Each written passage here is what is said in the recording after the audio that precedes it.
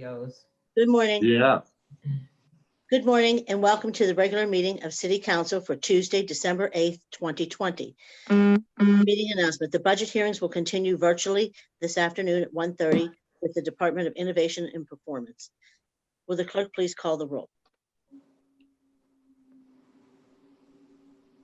Unmute Kim. David, you need to unmute Kim. Reverend Burgess. Echo. Here. Mr. Coshill.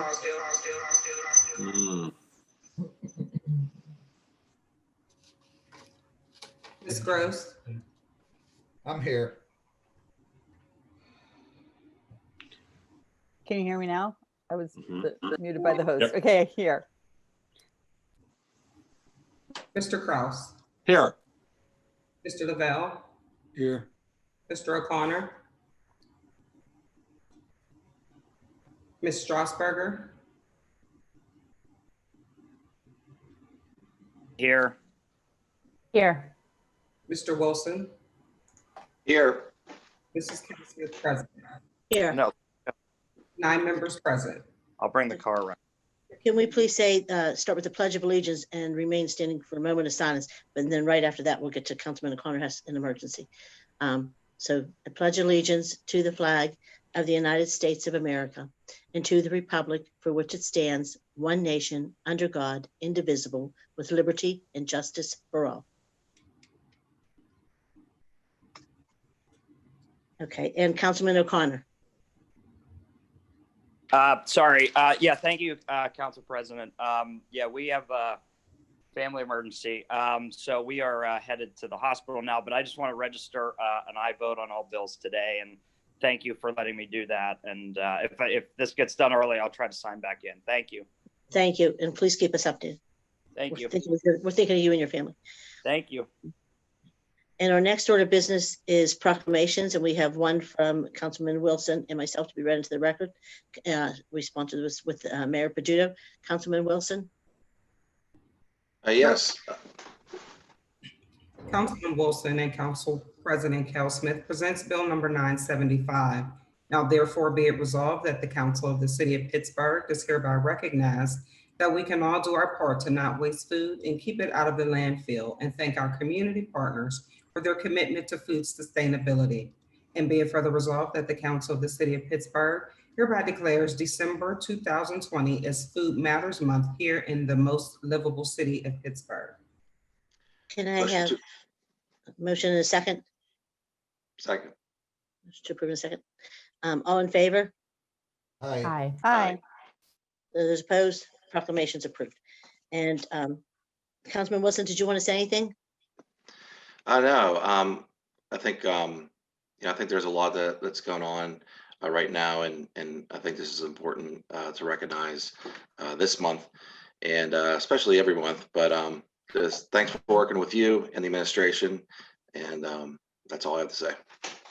And I know that in the proclamation, we thank and acknowledge all the food groups for all the work that they're doing as well. And so I want to make sure that we acknowledge them as well.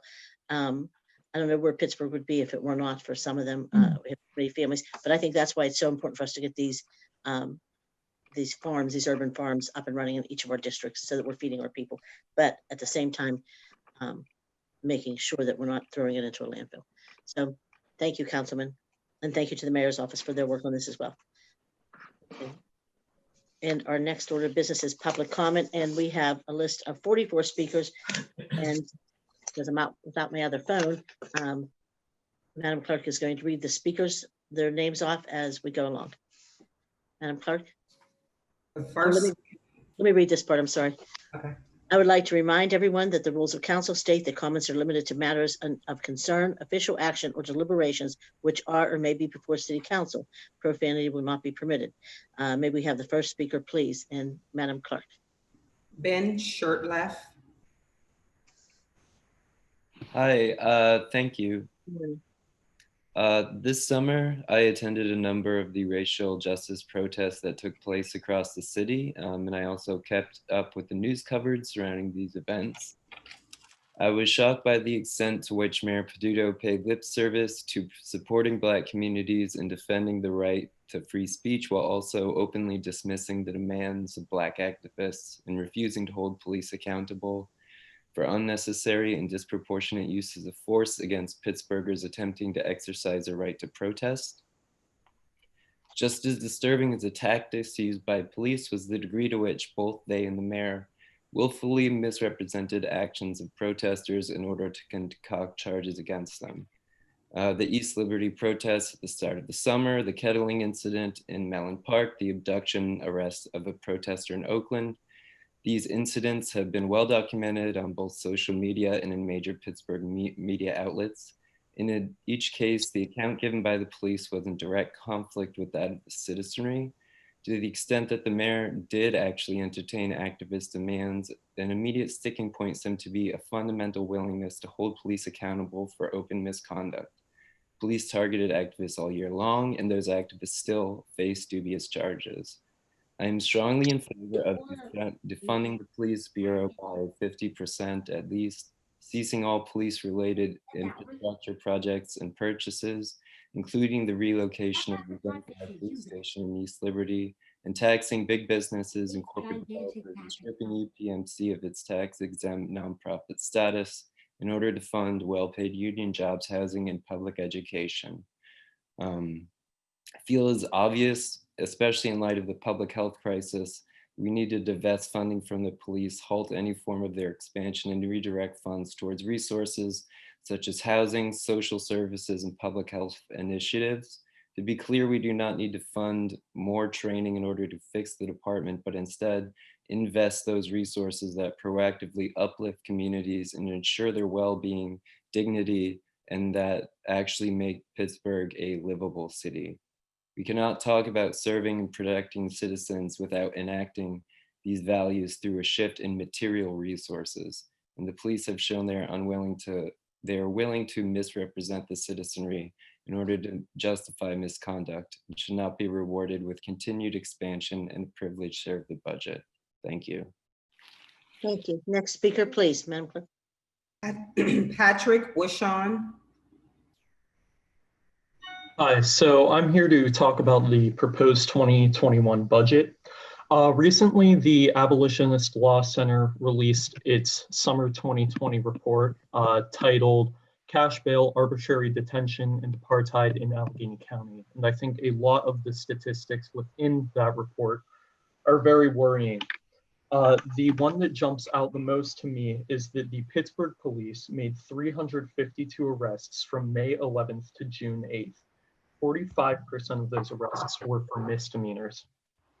I think it's absolutely ridiculous that Bill Peduto's proposed budget is the response to a summer of protests for racial justice.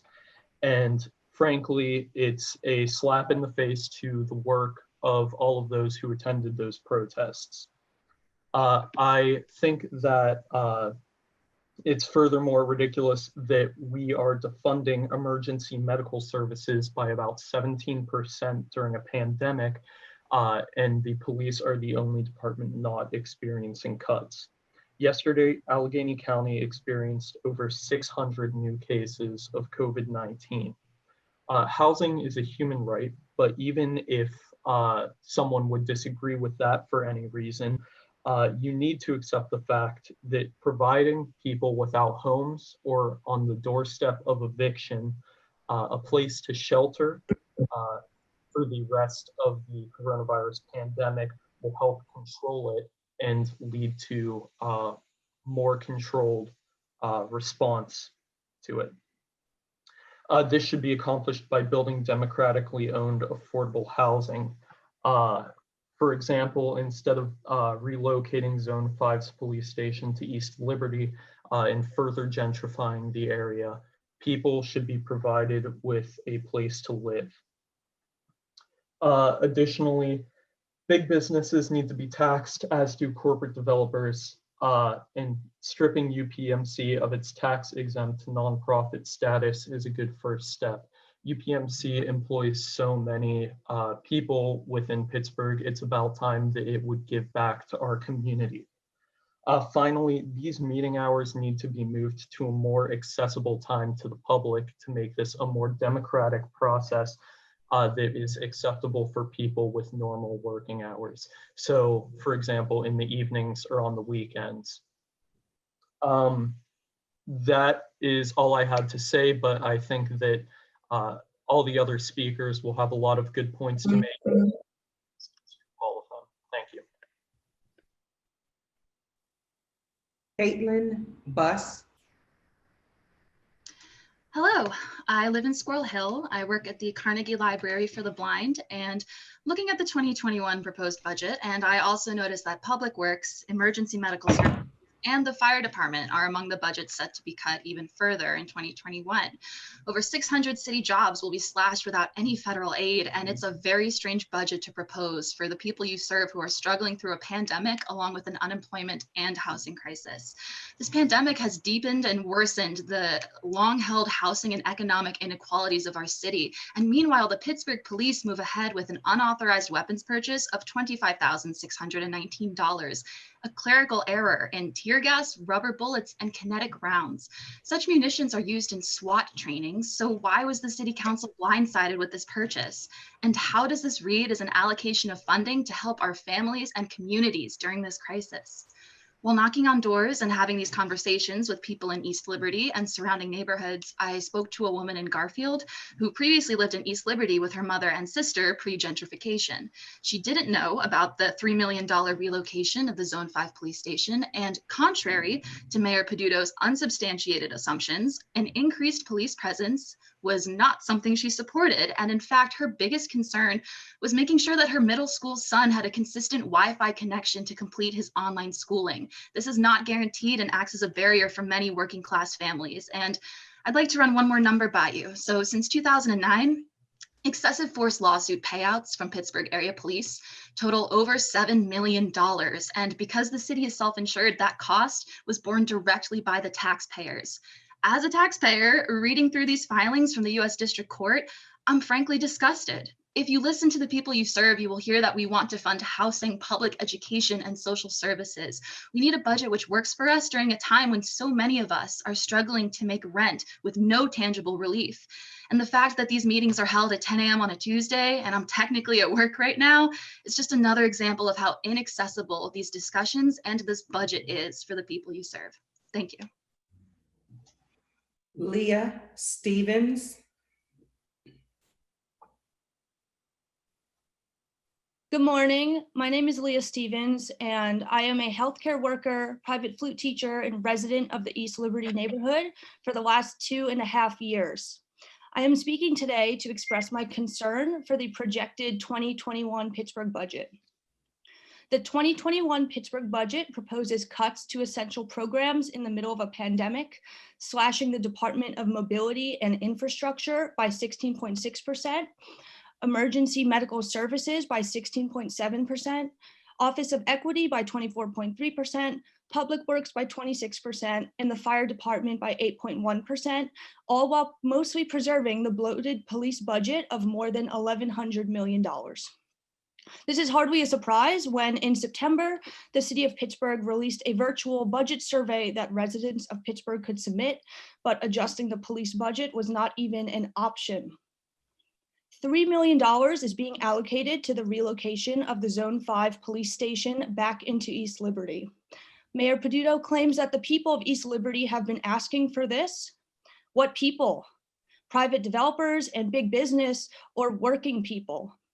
During the times I have door knocked myself, residents expressed shock learning of the return of the station. Where is the transparency from the city?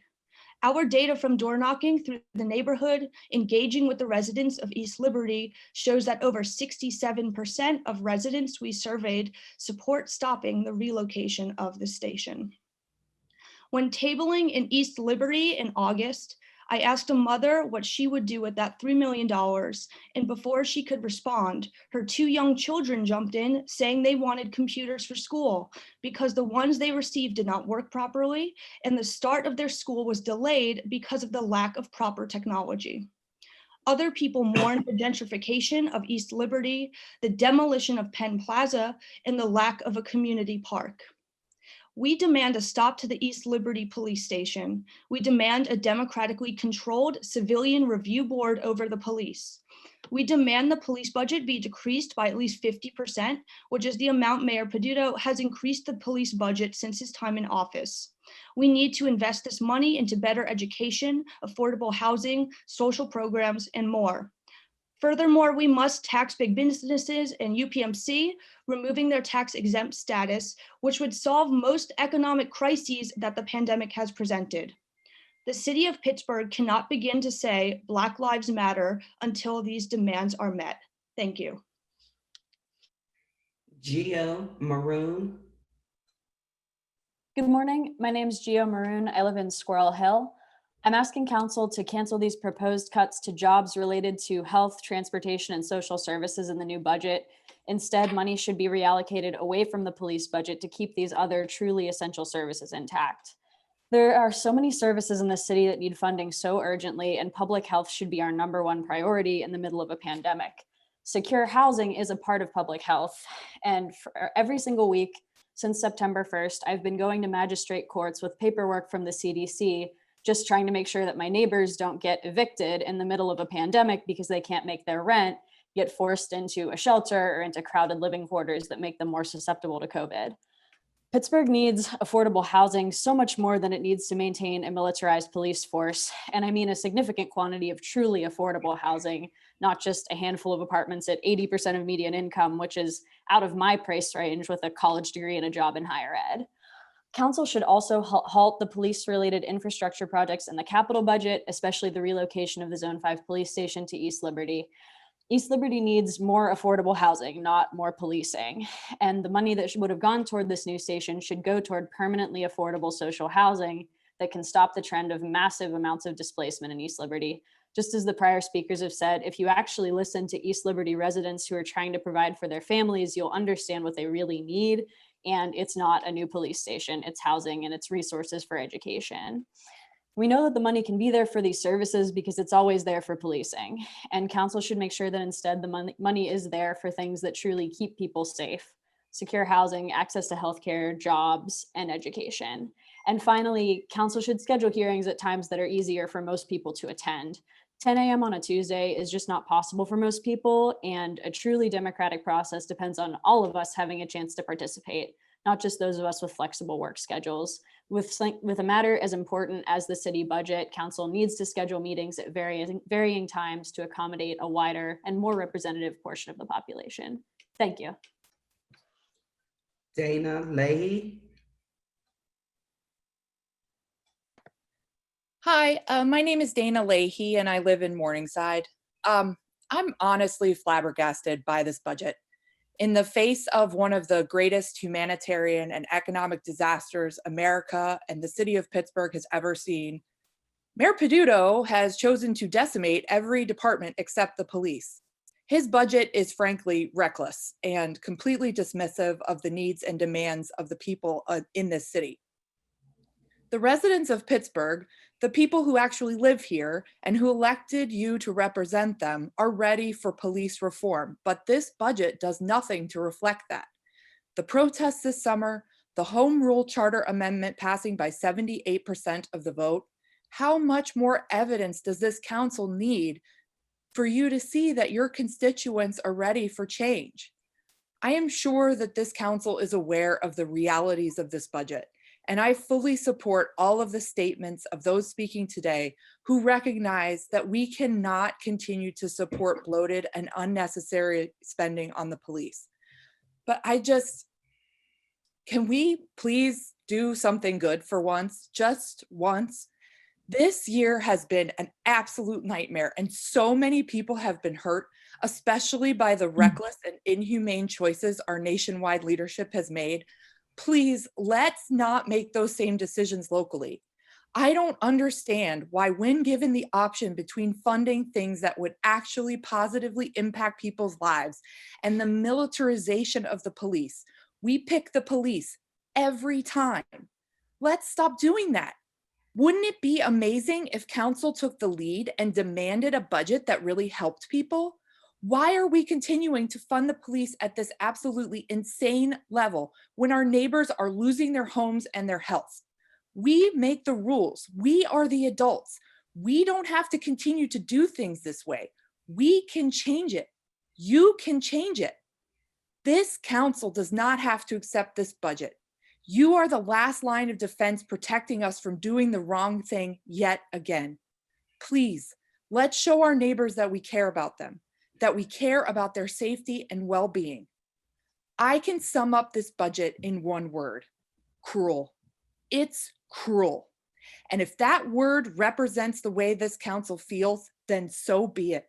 But if not, please, let's throw this budget in the trash along with 2020 and try something new.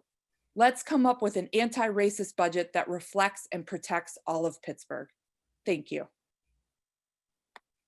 Lori Miller.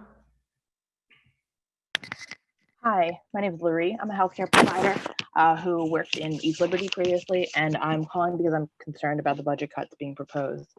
Instead of cutting social services, we need to increase the capability of our city to address this public health crisis that we're in right now. It's disgusting the way the elected officials have given up any real response to COVID-19. We need capital funds to go to building social housing, as the number of people who can't pay rent, can't pay their mortgage has increased substantially. Obviously, this is a health risk to those without homes and the community, since how are you going to quarantine without a place to do it? And where will we get this money? Decreasing the police funding by 50%, which is how much Peduto increased it during his time in office. We are living through a historic pandemic with people suffering. We need to stop funding racist cop warfare and start funding the health and welfare of the people. We need a proactive approach.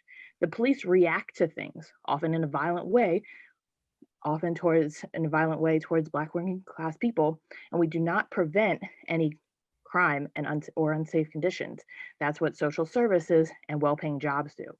And the community agrees. If you want to challenge that, I say, show me the proof. I'm a pregnant worker who still went out there and knocked on so many doors of Stop the Station movement, taking breaks to vomit because morning sickness is not just in the morning. And what have you all done to actually listen to the people? Scheduled a public meeting for when the majority of folks are working. I've talked to a lot of people who could not join because they don't have a weird schedule like me. This budget process has been grossly undemocratic and lacking transparency. A democracy, a representative democracy, fails its citizens when only the interests of the few with the funds are actually represented in policy, laws, and budgets. We're out here advocating for the defunding of police and funding of real services that people need. And if you want to act like that's not what the majority of folks want, then you need to provide some evidence, or you're just acting like the Trump supporters who decry fraud, have nothing to back it up. The truth is, though, I believe there's pushback because you don't really care what the majority of working people want, but instead will bend over backwards for police, big developers, big business, pleading at their feet to drop some coin in your election coffers. That's who is really represented in this budget, because this isn't about health and safety for them. It's about power and control. We need to make the police, the developers, the big business accountable to the people, to the community. The moneyed interests, including UPMC, need to be taxed more to address this budget crisis, so we can put the money where people really need it, for housing and social services. So I dare you all to do what the people actually need. Thank you. Ivy McCall. Thank you. I'd like to start my video if I may.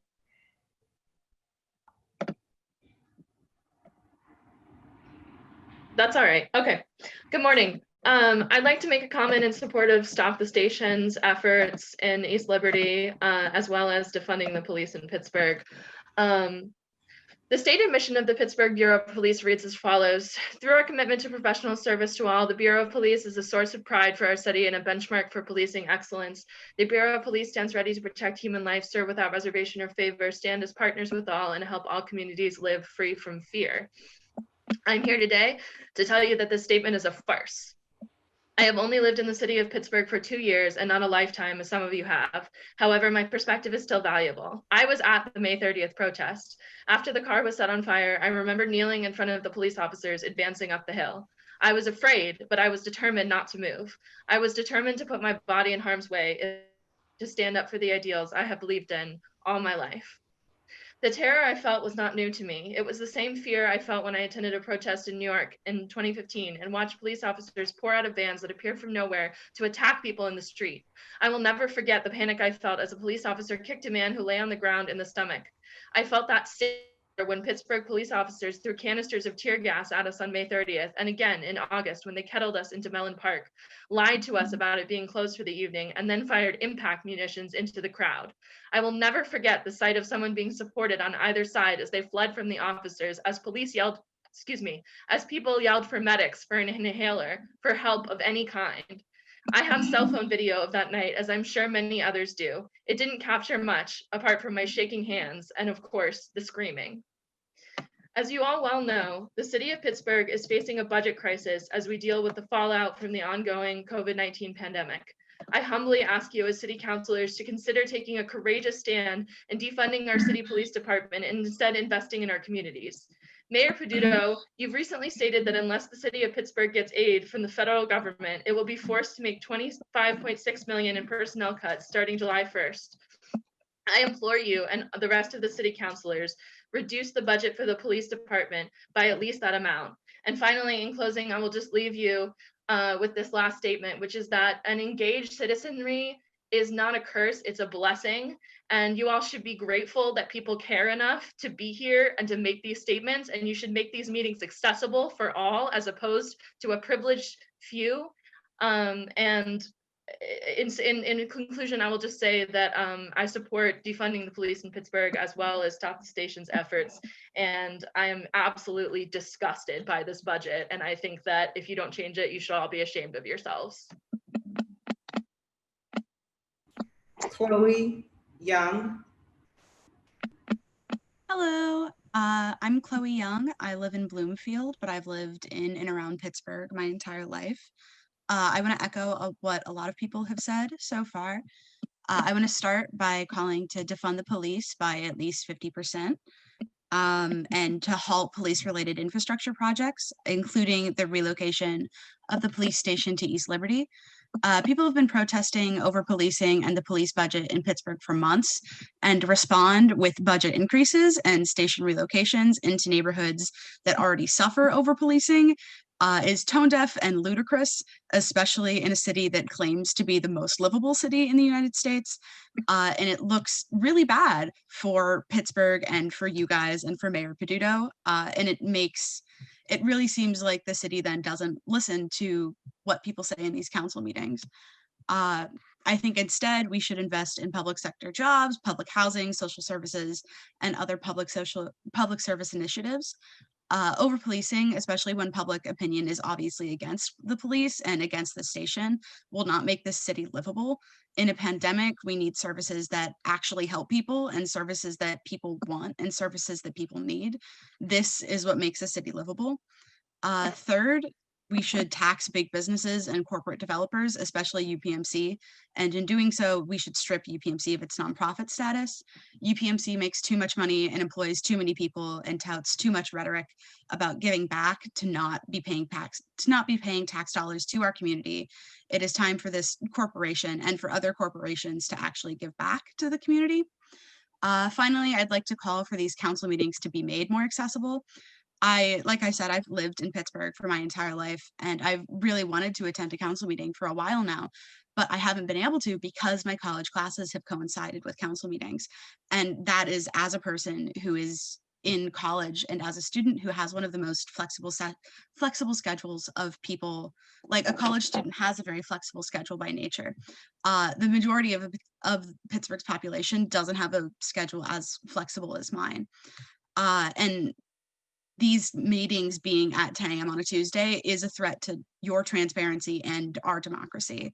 From this meeting alone, I'm the 9th person that's spoken, and you've already heard people say things like me. If this meeting were at a more accessible time, there would be no denying that Pittsburgh is ready for change, like I've spoken about and like everyone else has spoken about.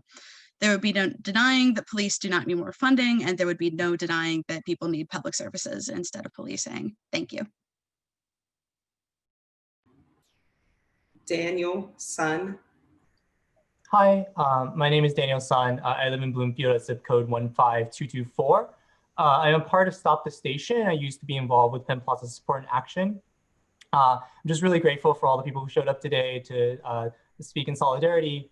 I'm going to comment on the mayor's office. A friend sent me a response from the mayor's office to their public comment. So I'm going to talk about how the mayor's office is defending this budget.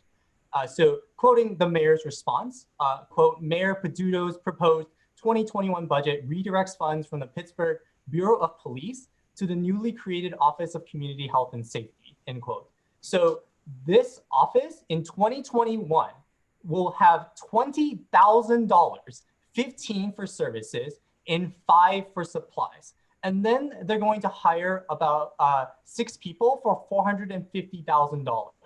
And so unless you're hiring Superman, Batman, and the rest of the Justice League, I just don't see how 6 people is going to accomplish anything with $20,000.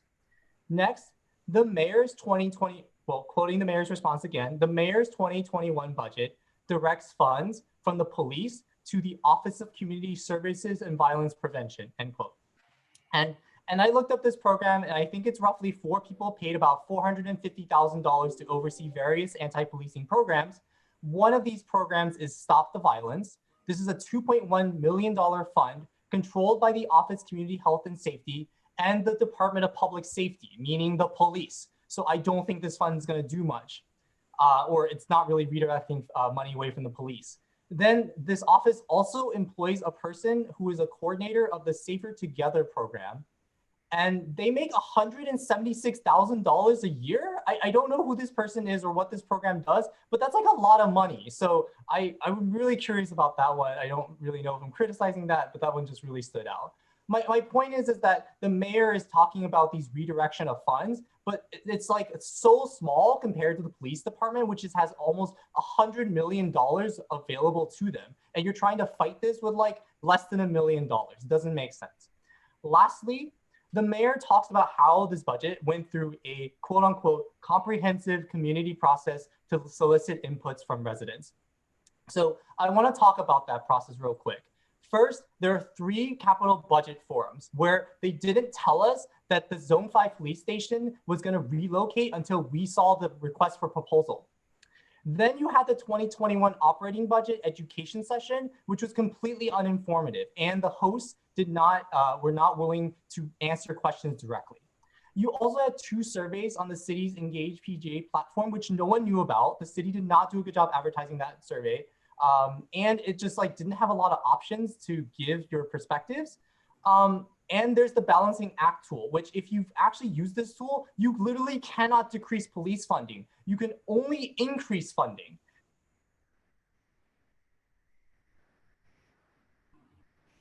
Christopher Juring. Hello. I live in Highland Park. I've lived in Pittsburgh for 15 years. I just want to start off by acknowledging how many people wanted to be here to raise their concerns with this budget, but couldn't be because of the inaccessible time of these meetings. Everybody else has mentioned it, and there's 44 speakers here today at 10 a.m. on a Tuesday. Imagine how many people would be here with these echoed concerns if they weren't working. So going forward, if this council does want to actually claim any transparency or democracy in the budget setting process, you should hold meetings open to public comment on weekends and evenings, and students and workers can actually attend. There's also been a complete failure to engage with the public budget setting process, just as the people of East Liberty weren't consulted about the relocation of the Zone 5 police station. Pittsburgh haven't been consulted on this budget. As the speaker mentioned, in the surveys online, very few people knew about these, and defunding the police wasn't even an option. The mayor skipped the September reveal of the preliminary budget, and now these meetings give people a chance to actually make their voice heard are inaccessible to huge chunks of the population. Anyways, while the mayor makes claims that he ostensibly knows what the Black communities of Pittsburgh want, activists like myself have been knocking on hundreds of doors in the past months to listen to what residents actually want. A large majority of these hundreds of residents have responded with support for defunding the police by 50% to permanently fund affordable, socially owned housing and social services that we desperately need. That does not mean giving $20,000 to an Office of Community Health and Safety. That $20,000, which by the way is less than the city spent over the summer on tear gas, rubber bullets, and other weapons, which would be used to injure dozens of protesters. On that note, let's not forget that the police and their leaders haven't faced any repercussions for attacking and injuring numerous protesters over the summer. Someone mentioned earlier that taxpayers foot the bill for these use of force settlements. So imagine how much money we're going to be paying as the taxpayers for our militarized police's abuses against us ourselves this summer. This proposed budget that we're here to talk about makes huge cuts across the board, services and departments that working people rely on. Other people have mentioned what they are, yet the police and wealthy corporations are remaining unscathed in this budget. So why are we the ones who will bear the brunt of this pandemic and the economic crisis and not them? This budget includes no increased tax revenue from wealthy corporations and actually lays out plans for raising the police budget by $16 million by 2025. Pittsburgh's working class and communities of color are already suffering the most from the current crisis, facing evictions, unemployment, lack of healthcare, and racist policing, among other things. Passing this budget without major changes would really just throw the people of Pittsburgh under the bus while leaving, racist police and wealthy corporations and corporate developers and UPMC,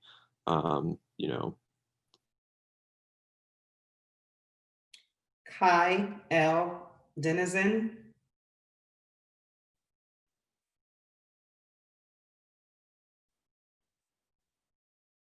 Kai Denizen. Emma Korb.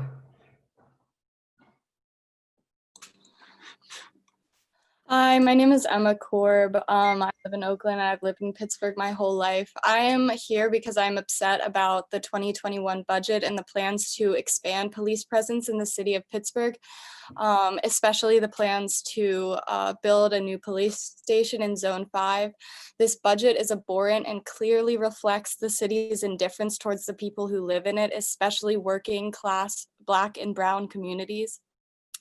It is clear that the city of Pittsburgh does not respect these communities. With the coronavirus going on, more and more people continue to lose their jobs, their homes, their healthcare, their loved ones, and even their lives.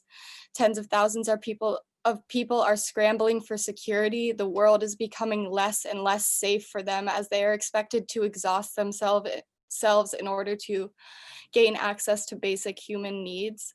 I cannot help but see the parallels between this destruction and the destruction caused by our current criminal justice system. When you send someone to jail, you strip them and anyone who relies on them of their income, of their health care, for we all know what a medical atrocity the Allegheny County Jail is. You take a person away from their loved ones, which is a traumatic experience both for the person in jail and their friends and family.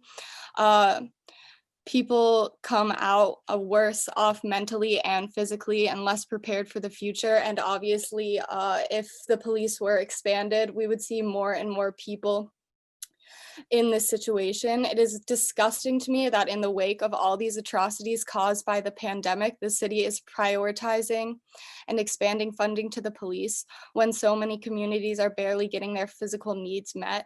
Expanding the police budget seems to be sticking a finger in an already bleeding and vulnerable wound. We are ripping people down instead of building them up, and this is not an environment that is suitable for any type of progress. I would like to see our communities in Pittsburgh strengthened by investing in affordable housing, well-funded education, social services, instead of being invested into the police who so often help the destruction of our community's safety and well-being.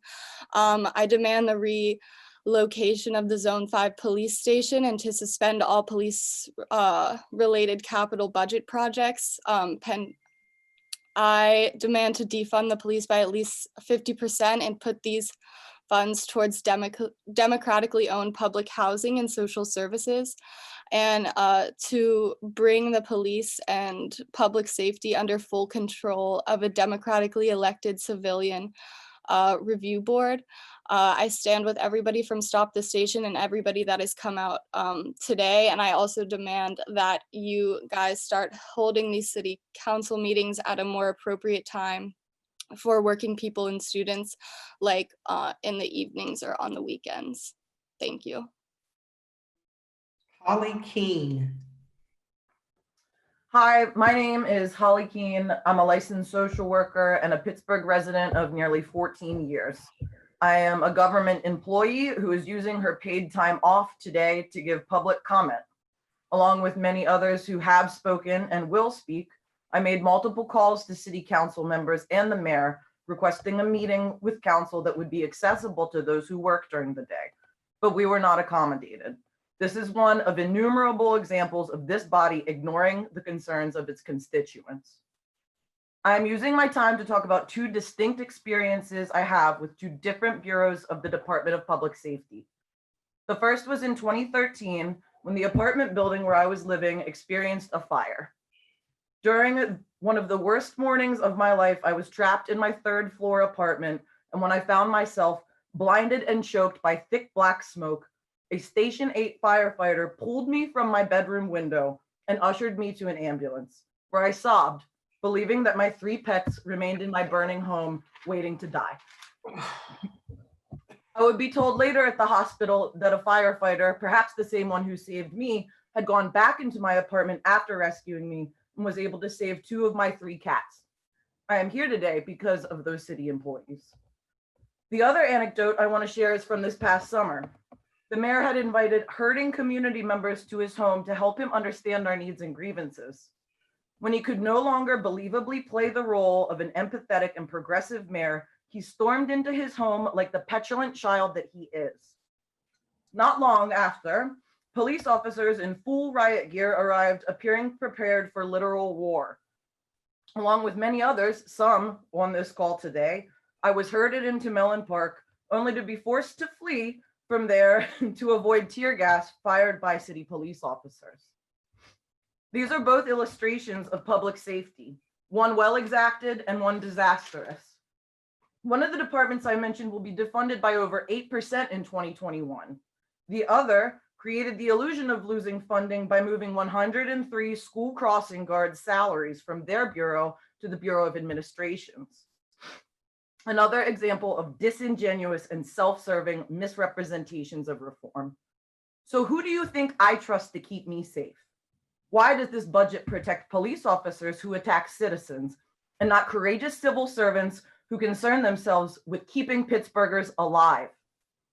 Who else is being defunded? The Office of Equity, whose mission is to strengthen vulnerable and underserved communities.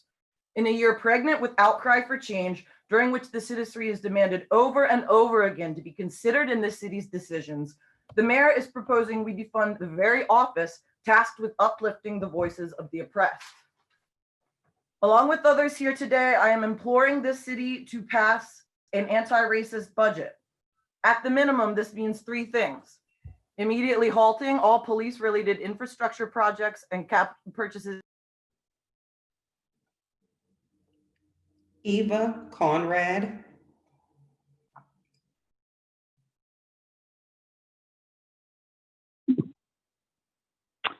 Hi, my name is Eva Conrad. I live in Marshall Shadeland in Bobby Wilson's district. Hello, Bobby Wilson. Haven't been able to reach you, so happy that you may be able to hear my concerns today. I want to start off by a small detail that I noticed over this past week, which is Pittsburgh city trash cans have a quote on them that I think is really humorable at this point as we speak about the city's budget. And it says, "a most livable city." And I question, as I see this on our trash cans, how much we spent, for one, putting on our trash cans that this is the most livable city versus actually putting our funding into social services and even healthcare jobs during a pandemic. But no, we decide to cut those jobs. I also think back to a time in the summer when Bill Peduto was tweeting and sharing a survey for city residents on how how to make an accommodation for the loss of millions of dollars to our city's budget over the pandemic, and what funds we might reallocate to different areas due to this loss of funding. And I wonder too, like, does cutting emergency healthcare jobs reduce the time span of this pandemic from which we're losing so much money? And during that time, we should definitely probably be also cutting funding from diversity programming, as well as other social services. That just really does not add up to me. And I think if our mayor truly cared for the well-being of his residents, he would not be cutting more money from mobility and infrastructure. I also noticed that Port Authority had an employee of 21 years pass away over COVID after knowing that they had it 2 days prior. This also shows how much this city values its transportation workers. As we saw before, also the fire department has literally saved lives, yet we're deciding to cut funding there rather than police who are shooting rubber bullets and terrorizing people for defending the lives of Black people in this city. So I really question that this city is a most livable city, and I really call upon the city council here to make this city a most livable city. Hold yourself to the way that you advertise this city and the way that the mayor has done so. And that goes to say that my demands are standing with Stop the Station and all these speakers that have spoke today, and I appreciate all of you concerned citizens for speaking on these issues, but I demand that there's an immediate halt to all police-related infrastructure projects and purchases in the capital budget. Thomas Violet. Hello. Today I would like to speak a little bit on behalf of the homeless people of Pittsburgh who, due to the fact that they probably, for most of them, do not have access to technology, could not be here.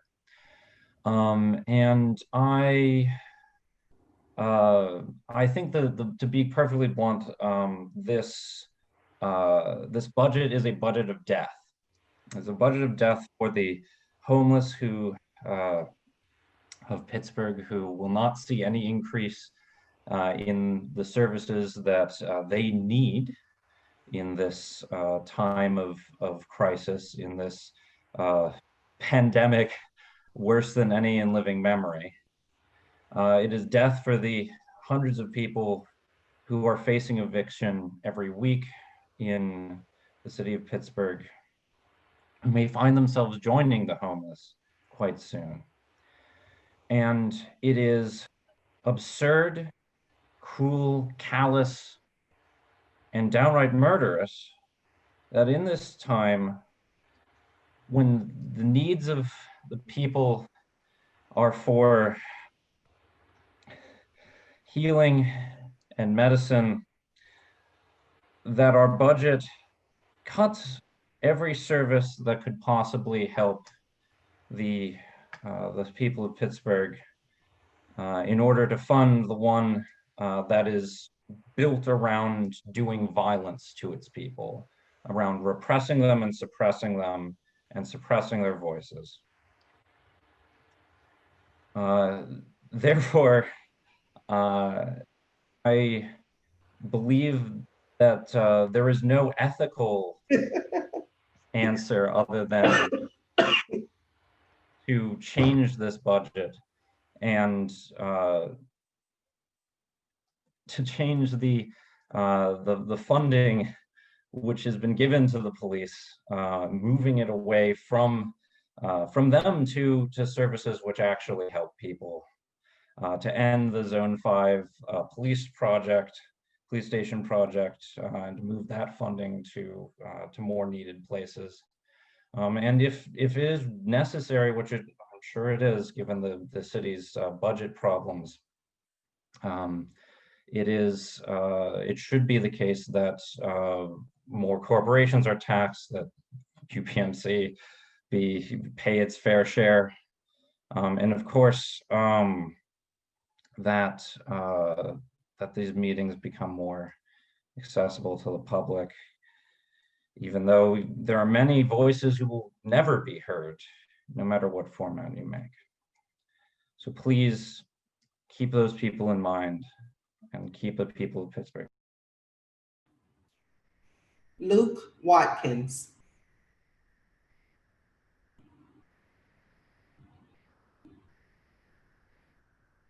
Luke Watkins.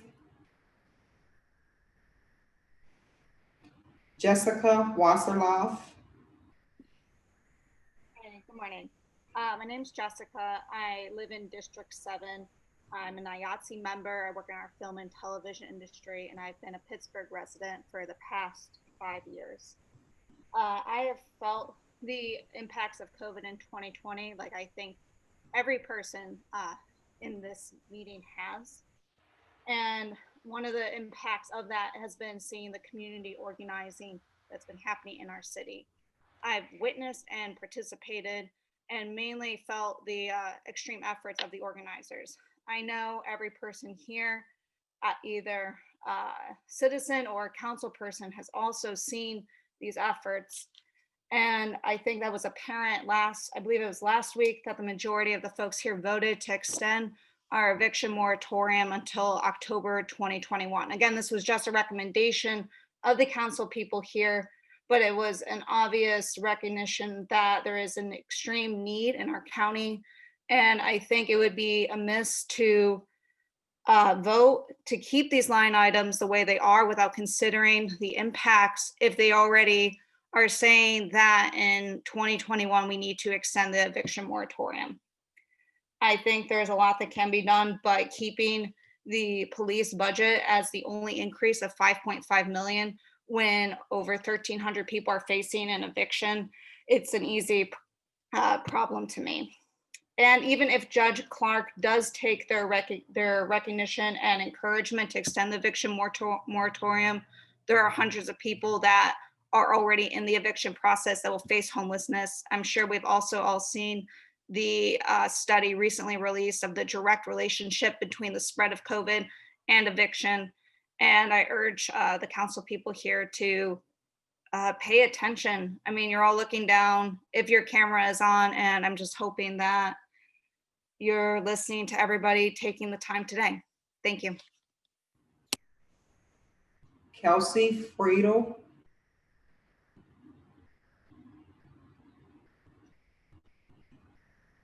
Kelsey.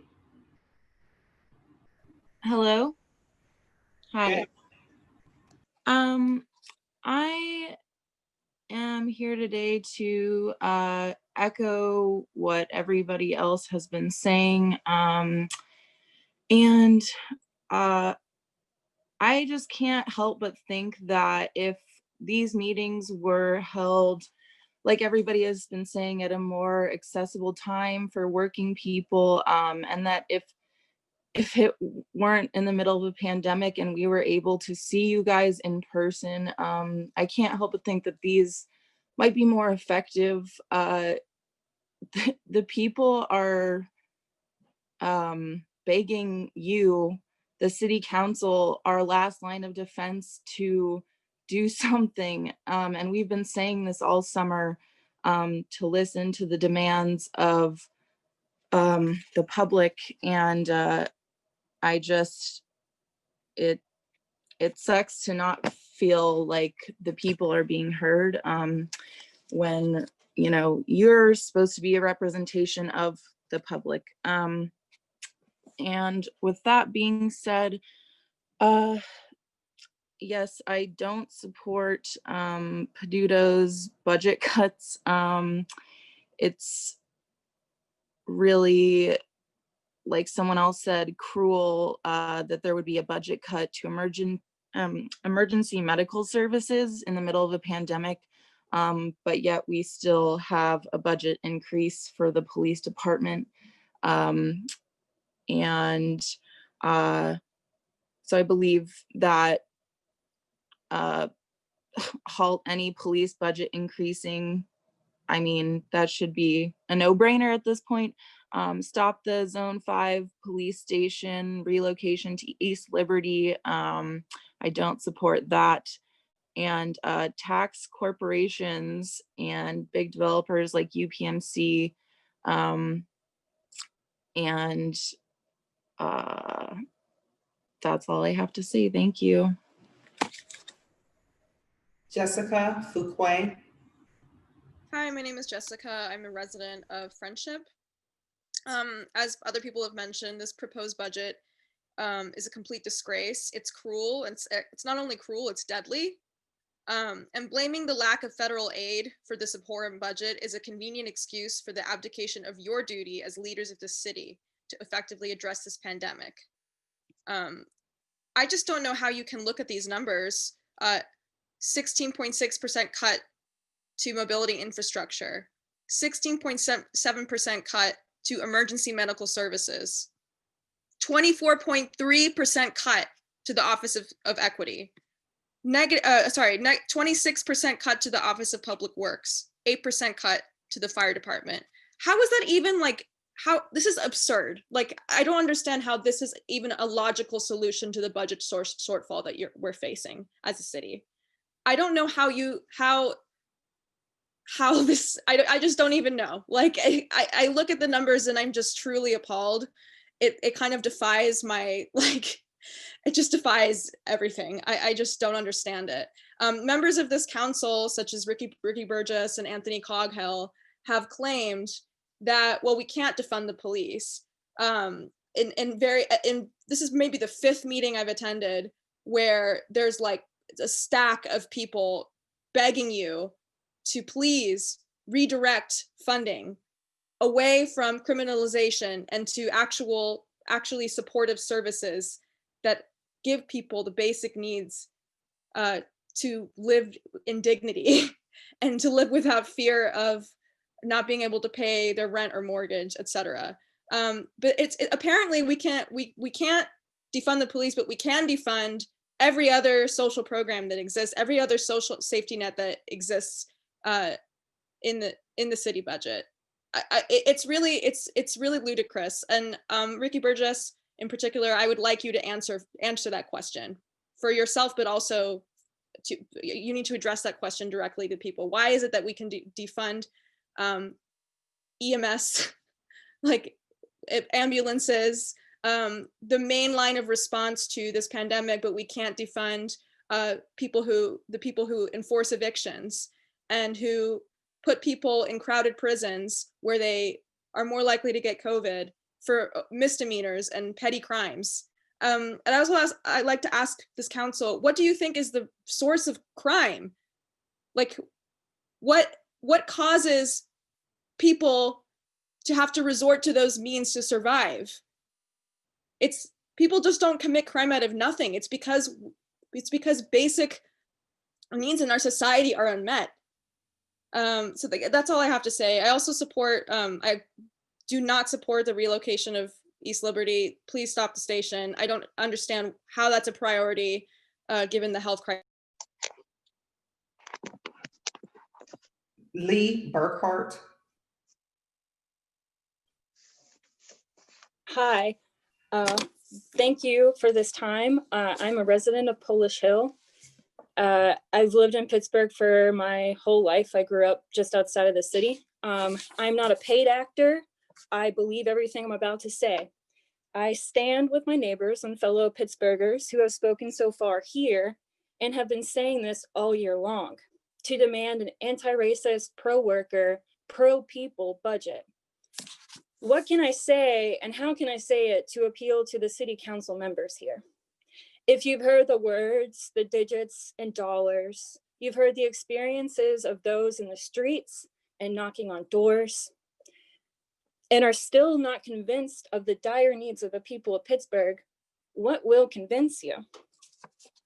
If I could leave any sort of lasting impression on you all that hasn't explicitly been said here already, I hope to inspire meaningful deliberation and self-reflection. Jessica just asked a lot of the questions, these pressing questions that keep me up at night. And I want to believe that city council cares about the health and safety of the people that you serve as much as it drives me batty. I ask of you, what is gained by protecting the police budget? Do you believe that the police can care for our health, safety, well-being, and other survival needs? Do you believe that? And if the city council can't make positive change in Pittsburgh, if Mayor Peduto can't do this stuff, who will and who can't? We need more from you all. And how can we say it that hasn't already been said? And when will you start to believe it? I thank you for this time, and I thank everyone for their energies today. Thank you so much. Thank you. And Madam Clerk, I just want to make a comment. A lot of people are asking council members questions, and we're not going to respond. This is your time to this public comment. They may do it after the meeting or after public comment, or they may do it separately, but they don't do it during your time to speak, because it's your time to speak and our time to listen. So we're not being rude. We're trying to be respectful. So I just want to make sure you know that. Thank you. Go ahead, Madam Clerk. The next speaker is Aaron Swift.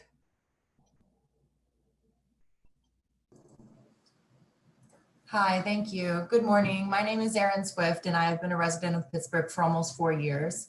In that time, I have come to view Pittsburgh as my home and to consider my Pittsburgh neighbors and community to be my family. I, along with all others who have taken time out of their busy lives to be here today, feel deeply committed to our city and to making our city better for all residents. My commitment to Pittsburgh means listening wholeheartedly to those who have been here longer than me about their lives here, both past and present. It also means forming my own understanding of current issues that Pittsburgh faces based on my own experiences. I am deeply concerned that the mayor's budget proposal will set Pittsburgh further back in its fight towards equity and justice, especially for our Black and brown neighbors. Proposing cuts related to essential services like health and transportation during a global pandemic is not only short-sighted, it is immoral. Moreover, the mayor's proposed budget fails to address the rampant racism and inequality that are pervasive in our city. I am here today to call on you all, public servants of Pittsburgh, to serve your constituents and to decrease the police budget by at least 50% in an effort to not only address the economic crisis spurred by this pandemic, but also to show solidarity and respect for your constituents who have consistently and clearly demanded a more democratic and equitable budget, a budget that reflects our morals and our future as a community. My own personal experiences with the Pittsburgh police have not been positive. In fact, they've acted as escalators in any situation where I've encountered them. This includes, but is not limited to, them riding their horses through a crowd of peaceful protesters of all ages on May 30th, protesters who were already peacefully dispersing per the organizers' directions, and then subsequently blocking us from safely reaching public transportation. It also includes Pittsburgh police failing to protect us time and time again from bad actors and outside agitators yelling racial, homophobic, and transphobic slurs at our community members while we are peacefully protesting. I, like many others in our community, do not view the Pittsburgh police as preservers of peace and safety. Instead, I see them as a money pit that is not only actively robbing other more worthy public sectors of adequate funding, but also upholding a racially unjust and inequitable system that is our responsibility to challenge and dismantle. Again, I call on you, public servants of this city, to reject our mayor's proposed budget and to defund our police budget by at least 50%. Our mayor has made light of the civil rights movement with his words and actions, sided with the police before public outrage has prompted him to change his messaging, and he actively puts his constituents in danger through an unwillingness to reflect on his own racism and overall shortcomings. I urge you to challenge our mayor, a so-called leader that has never properly learned to model leadership qualities, and to reject his budget. I also urge you to stand in solidarity with our community members by only approving a budget that reflects their needs as Pittsburgh residents, as our neighbors, and above all, as humans that are deserving of so much more than what our elected officials have given us. Thank you. Matthew Fiorillo. Hi, I'm Matthew Fiorillo. I'm a tech worker. I've been living here in Pittsburgh for about 12 years and working here. For my part, I've been fortunate to be able to work from my home here in Stanton Heights for most of the pandemic. But to start with, I want to just first commend and thank everyone who's here to make a public comment. It's not easy to stay involved in the middle of the workday, in the middle of a pandemic, but it's what we have to do if we want our city to actually be livable over the next year. I'm technically on call right now, so if you hear a bunch of beeping and I sort of hang up in a panic, that's going to be why. I've been talking to friends, family, and coworkers, calling people and knocking on doors for a while now about the Zone 5 police station and recently about the proposed budget. And I see two types of reactions, especially early on. I hear surprise because there hasn't been a lot of transparency with these things, and this is not what the people of Pittsburgh expect from their city government. But over time, it's just simply dismay. That these are the decisions that our city is making in the middle of a pandemic, cutting emergency medical services and transportation, and giving resources over to the already overfunded police. What we need is the opposite. Especially, we need to halt police-related infrastructure projects and fund especially permanently affordable public housing and health services. I'm not sure what's going to happen in 2021. I think it might start to see us recover from a crisis, or we might just continue going on straight through it. But one thing I know for sure is that there's no chance that the people of Pittsburgh are going to forget the decisions that the government is making right now. Thank you. Alicia Morris. Hi, my name's Alicia Morris. I live in the Regent Square neighborhood of Pittsburgh, and I think the proposed budget for the police is misleading because when you take into account that services like crossing guards were moved to other sections, the Pittsburgh police budget was really only cut by 3%. And when you contrast this with the fact that the Office of Equity was slashed by 24%, Public Works by 26%, and emergency medical services by 17%, among other health jobs and social services cuts. It just is really hard to believe that this budget was made with people's welfare in mind.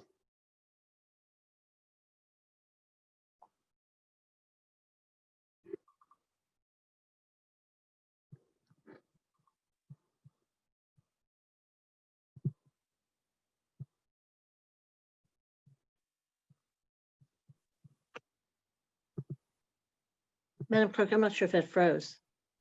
Yeah, I'm not sure.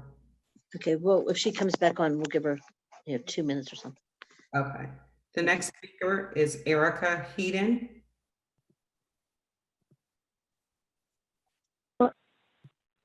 Hi, can you hear me? Yes. Okay. My name is Erica Hedin. I'm a homeowner in Garfield. I work as a public librarian in the Hill District. And before that, I was a middle school teacher for nearly 10 years. I know that our community desperately needs better public facilities for youth and families. I urge the council to revisit the 2021 budget to vastly increase the funding provided for parks, recreation, and social services for our community. You can find the funds to do this by cutting the police budget by 50%. Here in Garfield, there is no public recreation center. Nonprofit organizations such as Brothers and Sisters Emerging do amazing work with our youth from a building that is falling down. How can we expect youth to thrive when we don't show them that our resources are directed towards their future? Cutting the police budget by 50% and reallocating those funds toward building a healthier and more sustainable community just makes sense and would actually get to the root of crime prevention. Affordable housing programs for young people, these are the things that prevent crime from happening in the first place, not more policing. Everyone I've spoken with in my neighborhood overwhelmingly expresses that they would much rather have a rec center in Garfield than spend the money to have the police station move back to East Liberty. Let's use that space to provide resources to East Liberty and Garfield residents. Now is the time to stop spending our own tax dollars on weapons that are used against our own citizenry, and instead invest in our people and their well-being. Council needs to scrap the budget proposed by Mayor Peduto and adopt the anti-racist budget that has been proposed by Stop the Station PGH, including an immediate halt to any police infrastructure projects currently in the works. Those funds need to be reallocated to permanently affordable housing, parks, and rec. The social services for all demographics need to be increased.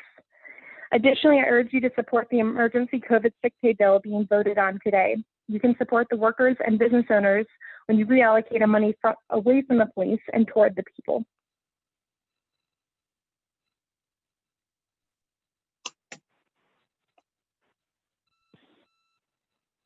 Next speaker is Margot Stewart. Hi, my name is Margot. I'm a renter in Squirrel Hill and a software worker currently between jobs. It's clear to me that the lack of federal aid to cities like ours is just one of many examples of a disastrous national response to the pandemic. However, the proposed 2021 operating budget, if passed, would represent the mayor and the city council throwing up their hands and placing the bill for the COVID crisis squarely on the backs of those who are hurting the most right now. As others have noted, we have police spending across departments approaching $200 million and nearly twice the number of officers of cities of comparable size. And even with hundreds of officers up for retirement, there have been no meaningful cuts proposed to police spending. We have profiteers like UPMC, a fake nonprofit whose CEO self-statedly takes inspiration from Amazon's cutthroat practices, drawing in over $17 billion in revenue this year, while its hospitals are overwhelmed and its employees are undercompensated. This is the kind of hoarded wealth that exists in our city. Instead of working people struggling to get by, it should be big corporations and a bloated police force who pay the price for the current budget shortfalls. In Seattle this year, despite resistance at the state level, a massive grassroots movement was able to win a tax on Amazon and other big businesses that will provide $214 million yearly towards quality affordable housing, COVID relief, and environmental protection measures out there, all while creating hundreds of jobs. In Pittsburgh, one of Mayor Peduto's earliest actions in office was to dismiss a case that would have revoked UPMC's nonprofit status and thereby provided desperately needed tax revenue to fund social services. His proposed budget now slashes funding to health, social, and equity services during a health, housing, and jobs crisis and following a nationwide movement against racist police violence.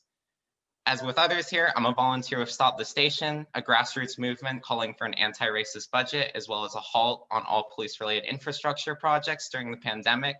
And I too have personally had numerous conversations at the doors, on the street, over the phones, with people who are fed up with the lack of democratic accountability over policing and budget decisions and the lack of meaningful investment in their communities.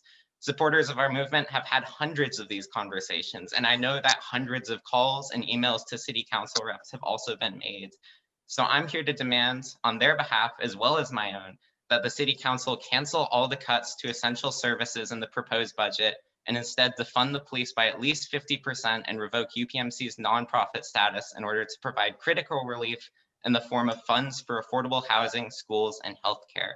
The second wave of the pandemic is shaping up to be absolutely devastating, and working people in this city are going to continue to get organized and fight for the measures we deserve, as seen with the turnout here. I just want to add that it's not lost on us that Mayor Peduto, as well as half of the city council, are up for re-election in 2021. Thank you for your time. Thomas Moore.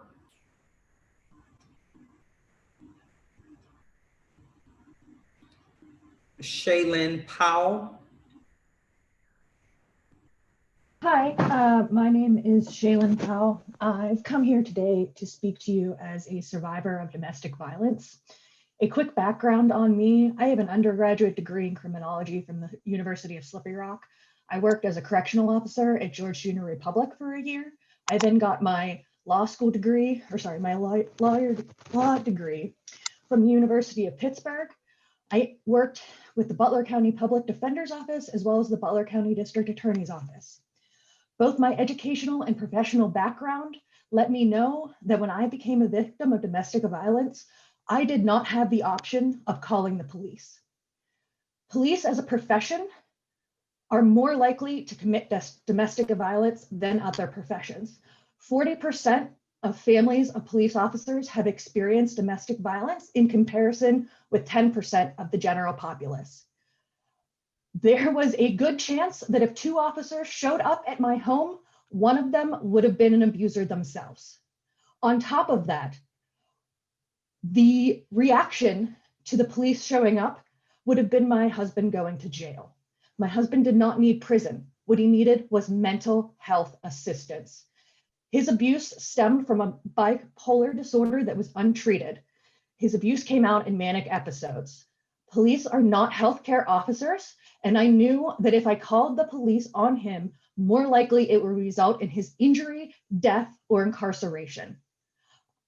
This budget scares me to death because I know right now there are women in our city and children and other individuals who are being victims of domestic violence, and they know the same thing that I know, that the police are not an option to call.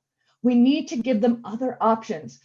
The way I was actually able to leave my abusive relationship was finally being able to acquire housing that was low enough that I could move myself out and support myself. Having mental health services and low-income housing will do more to reduce domestic violence in Pittsburgh than any increase in officer funds.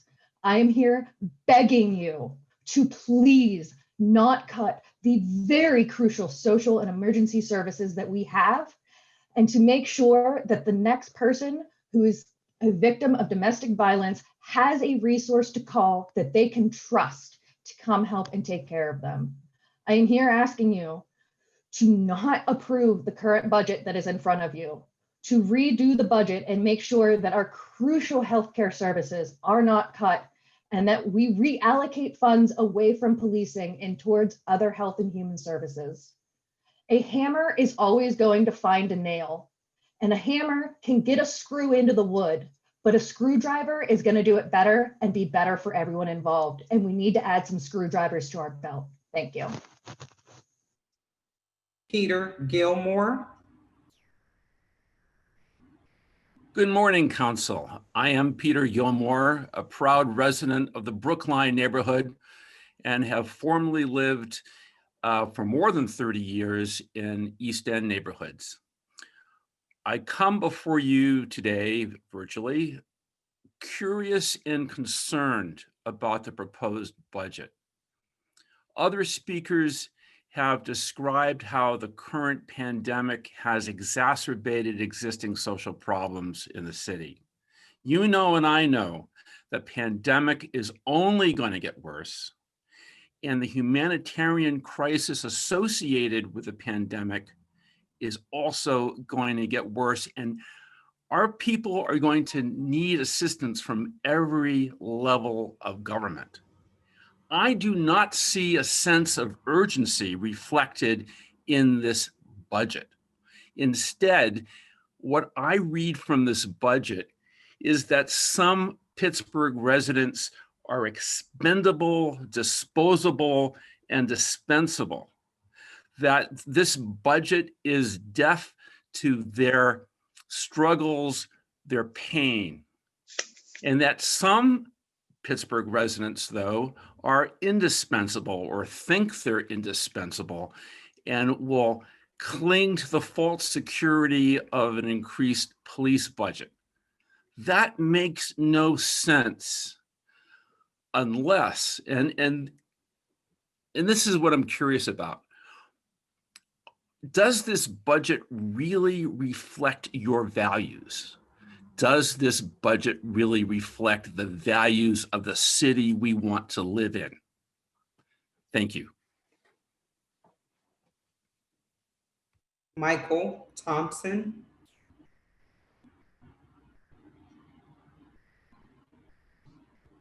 Luke Ondish. Thank you. I'd like to thank all the other speakers, especially for their statistics, which have been very on point. I think that gives me a chance to talk about this a little bit differently. And I'd like to address the incredulousness that so many of us feel at this budget. Please state your neighborhood. Please state your neighborhood too. I am from the South Side Slopes and I work in Squirrel Hill. Thank you. You are welcome. So I'd like to address the incredulousness so many of us feel at this budget and at the behavior of the police department that we've seen over the last couple months. So just to put this in context, most things when they change, there's a matter of understanding that has to happen. And then really what has to happen is acceptance. And that is what we struggle with right now. So let's put this in context. The police in America have been the greatest enemy to the progress of civil rights and civil rights movements in this country. So when we see them, and we know their role in history, we've all seen the videos of them with the dogs and the fire hoses. We've seen what happened in LA back in the 90s or late 80s with the riots. We saw what happened with the police officers being declared not guilty after beating Rodney King nearly to death. And here we are today. where the police are more powerful than ever, where they are more integrated into our political system through funding and what have you than ever. And still, they are given the benefit of the doubt endlessly. And I don't know if you realize that when you are giving the police the benefit of the doubt, you are giving them the benefit of the doubt of us. You are doubting us and saying, no, actually, these people who are infamous for their abuses are who we are going to side with. So let's address what happened in Mellon Park outside Peduto's house when the police lied to protesters, sent them into Mellon Park, and then let off impact rounds on them. And your choice is to reward them for this, who lie to people and then shoot weapons who can kill people. They are less lethal. They are not non-lethal. You reward them for that. And that's why we have Paul Abel running around the city bullying people for over $100,000 a year. And Bill Peduto asking us to reimagine this. It's like throwing us out of a plane and imagining us to reimagine the splat we make when we're going to hit the ground. It's frankly ridiculous. And it's that matter of acceptance that we are waiting for all of you to get to, so that we can finally move on and address this deep wrong that everybody knows exists, that is an open, not even secret, so we can maybe actually make some progress instead of just reimagining us getting shot.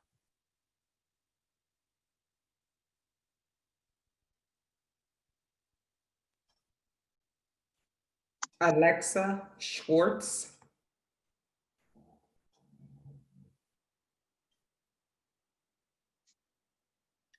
Tony Payone. Yes, hi, my name is Tony Payone. I am a resident of Brookline. I am also a member of Socialist Alternative, and I'm here to kind of not only echo the statements of every single person that has been on before me, but to add a little bit more flavor to it. So, quote, Pittsburgh is back. City officially drops its financially distressed status. So congratulations to everybody here.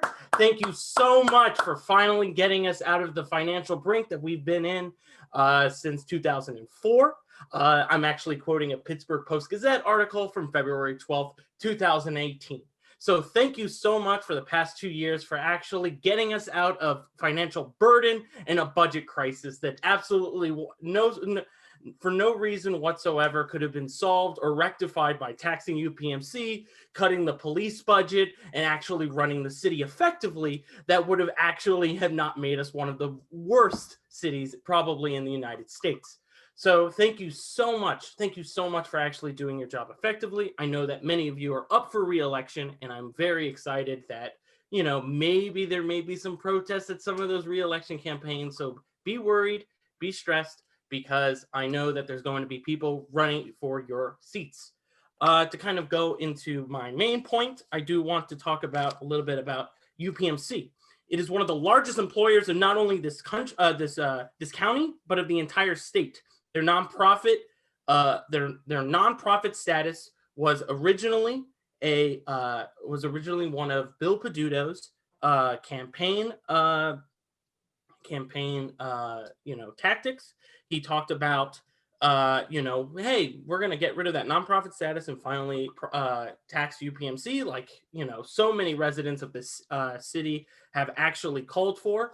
A corporation that, and let's call it what it is, a corporation that not only exploits its workers and has constantly union bust, which, as Bill Peduto likes to tout Pittsburgh as being a very union-friendly city. Well, maybe we should criticize UPMC and also University of Pittsburgh for constantly union busting.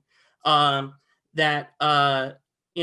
we should tax UPMC, change its nonprofit status, and use those funds to actually benefit the residents of the city of Pittsburgh. That means going into affordable housing, mental services, social services, educational services. It is unacceptable that 17% of the of emergency response funds are being cut during the middle of a pandemic. It is laughable if it wasn't so cruel and disappointing. On top of that, I don't know if you've heard, but let me pull up this stat right here. there is going to be probably there has been about 10,000 COVID deaths due to evictions. So please keep that in mind when you're ending that eviction moratorium and people are cutting into their savings because of the fact that wages have been down.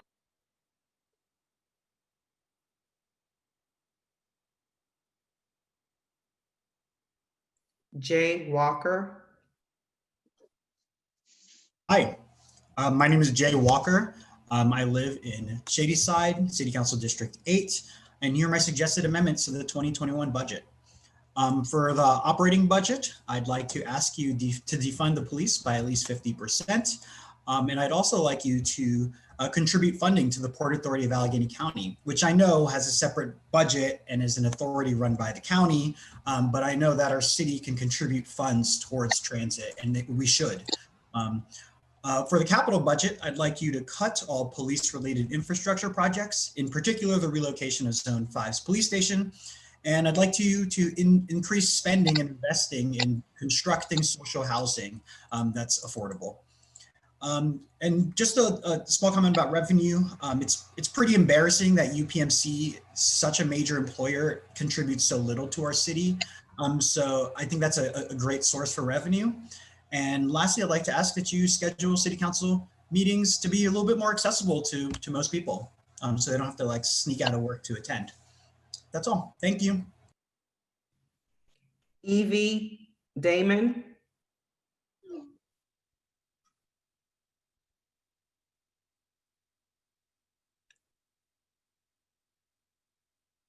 Alicia Salvadeo. Hi, can you hear me? Yeah. I'm Alicia Salvadeo. I teach high school downtown. Studies have linked over 10,000 COVID deaths to evictions, and this is just COVID deaths, to say nothing of the hardships millions of working families face behind on rent right now. Hundreds in Allegheny County have been evicted despite the moratorium, 850 filed in September. So what's to happen next when that expires? When the mayor's office had a budget hearing a couple months ago, we were told that difficult conversations would have to happen regarding what in the budget gets cut. Certainly, we've been left outside of these conversations. That's why Stop the Station had launched efforts to talk with residents, which started in East Liberty around the Zone 5 station's return, but it hasn't ended there. We've had these conversations across the city clearly. People are angry about police brutality as well as high rents and the lack of well-paying jobs to keep up with the rising cost of living. And when we talk about slashing these other departments like public works, it's not just public sector jobs on the line, but jobs that the city would contract out. So we should be putting people to work to build more affordable housing and infrastructure. Over 1,000 people have signed our petition. Those listening can view and sign it at change.org/PGHbudget 2021. We demand a halt to police-related projects and purchases and cutting the Bureau of Police budget by 50%. This is how much Peduto's increased it by over the past 5 years or so. We face a shortage of over 20,000 affordable housing units right now. There are a lot of luxury vacancies currently that the city should reclaim for its most vulnerable residents. These deals with developers where they get corporate tax breaks to designate a fraction of units as barely affordable, that needs to end. If we want to keep crime down, let's proactively keep people out of poverty as our priority and not bend over backwards for police who'd sooner judge and punish that poverty. The president of the FOP threatened that over 270 police would retire in October because they can't handle calls for accountability. So let's see it. Pittsburgh has 31 police officers per 1,000 compared to other mid-sized cities at 17 per 1,000. I want to see democratically controlled, permanently affordable social housing at the top of the city's priorities. We need social services and public health services that are not rooted in policing, but independent from it and community-led, and work more closely with hospitals and schools, not the police. Finally, I'm appalled that we've become a political bargaining chip to this mayor. He told the Post-Gazette he hoped that the budget cuts would, quote, be a clarion call to every Republican in the Senate that it will affect people and there would be required furloughs of public safety officials and other employees. That's a dereliction of real political leadership. Peduto could have taken on UPMC to tax it like the profitable corporation it is, and it's benefiting from COVID bailouts, whereas working families are not. It's up to the council to push him on this now, and we should Also, tax developers who have, to use the word he's fond of, reimagine the city's landscape while erasing the people who've lived here and built it and kept it running. Conversations about this budget should start and end with us. Thank you. Gail Aronson.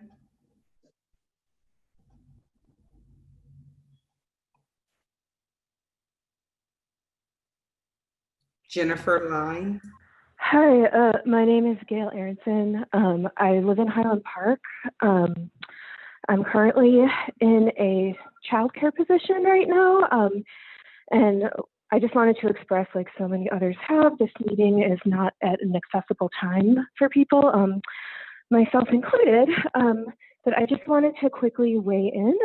This is my first time making a public comment, so I wanted to thank everyone for all of the great things that they've said, and I wanted to add my own sentiment to ask the Pittsburgh City Council to please decrease funding to the police by 50%. Thank you. Jennifer Lines. Hi, my name is Jennifer. I've been a resident of the city of Pittsburgh for about 8 years. For the past 2 years, I have lived in Friendship.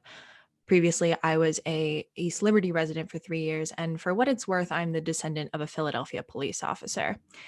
I'm here in part because I can be, because these meetings are held at incredibly inaccessible times, and I am fortunate enough to have access to time, energy, and internet access, goods that ought to be public, but instead come at too high a cost for most working people.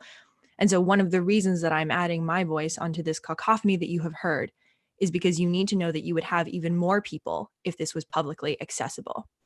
In addition, I am also here because I am tired of people framing defund the police as a radical slogan and not an earnest plea for our very lives. You've heard this on this call. We are exhausted by having the needs of so many ignored in favor of power for the few. There have been dozens of people here, and quite frankly, all year, here to plead with you to consider us, to consider our neighbors, and to consider our families. This budget has shown that you have no interest in doing so. You've probably heard the slogan that we keep us safe. But moreover, you need to know that we know what keeps us safe. We are telling you to listen to us. We are asking you to invest in the services and organizations that do keep us safe. The question is, do you trust your constituents? And are you comfortable with having a budget moving forward that so blatantly ignores our needs? Thank you. Tom Samuel.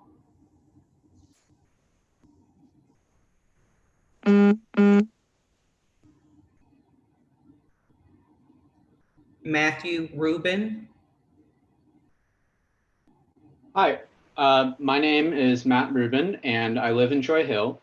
I'm here, as many of the people who've spoken with you today are, to talk about the budget, to speak against the police funding, to call for investment in public housing and social services, to call on you to halt all capital projects for police infrastructure, to stop the moving of the police station to East Liberty, and really to ask you, what do you want to do? What do you want to do to care for the people of Pittsburgh? Because thinking about that idea of like what's a radical idea, and you may be thinking like, well, a bunch of radicals here on this call, I don't want to do something radical. The reality is that if you pass this budget, that is radical. That is radically violent. That is radically against the people of Pittsburgh. That is radically choosing to put the interests of a police force who is harming the people of this city, who is increasingly arresting, since 2016, the percentage of people being arrested in Pittsburgh that are Black has gone up from about 55% to 63%. So, I mean, people are massively calling on you to restructure what we use our public resources to fund, and to choose instead to cut dozens of city departments to maintain police funding. That is a radically violent choice. You have a choice to do something different, and that is what we are here to ask you to do. Now, literally, you could look at the budget, you could take the police funding, the cuts to every single department that is facing larger cuts as a percentage of their budget from 2020. So Department of Law, Office of Equity, Office of the City Clerk, Bureau of Facilities, Mayor, Bureau of Operations, Public Works Administration, Licenses and Inspections, City Planning, Parks and Rec, Human Resource, Mobility and Infrastructure, Municipal Investigations, Innovation and Performance, Animal Control, Environmental Services, City Council, Human Relations, City Controller, Bureau of Fire, Public Safety Administration, Office of Management and Budget. All of those departments are facing larger cuts in the police. You could take all of those cuts away, and that would not even be the demand that we are here to ask you for.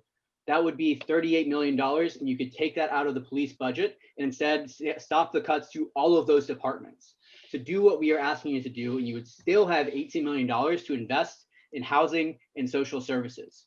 At a time when the figures that I'm seeing show that Pittsburgh has an unemployment rate of 10%, 4 in 10 people in Pennsylvania are on the verge of eviction, I think it is time for you to think about what it is you're going to do to take care of Pittsburgh. And it is a wrong answer. It is a violent answer if it's to defund every single other thing than the police. Because the police are the thing that the people of your city are asking you to defund to stop the harm to the people of the city, and to instead use those resources to take care of people. Jill Kalvaka.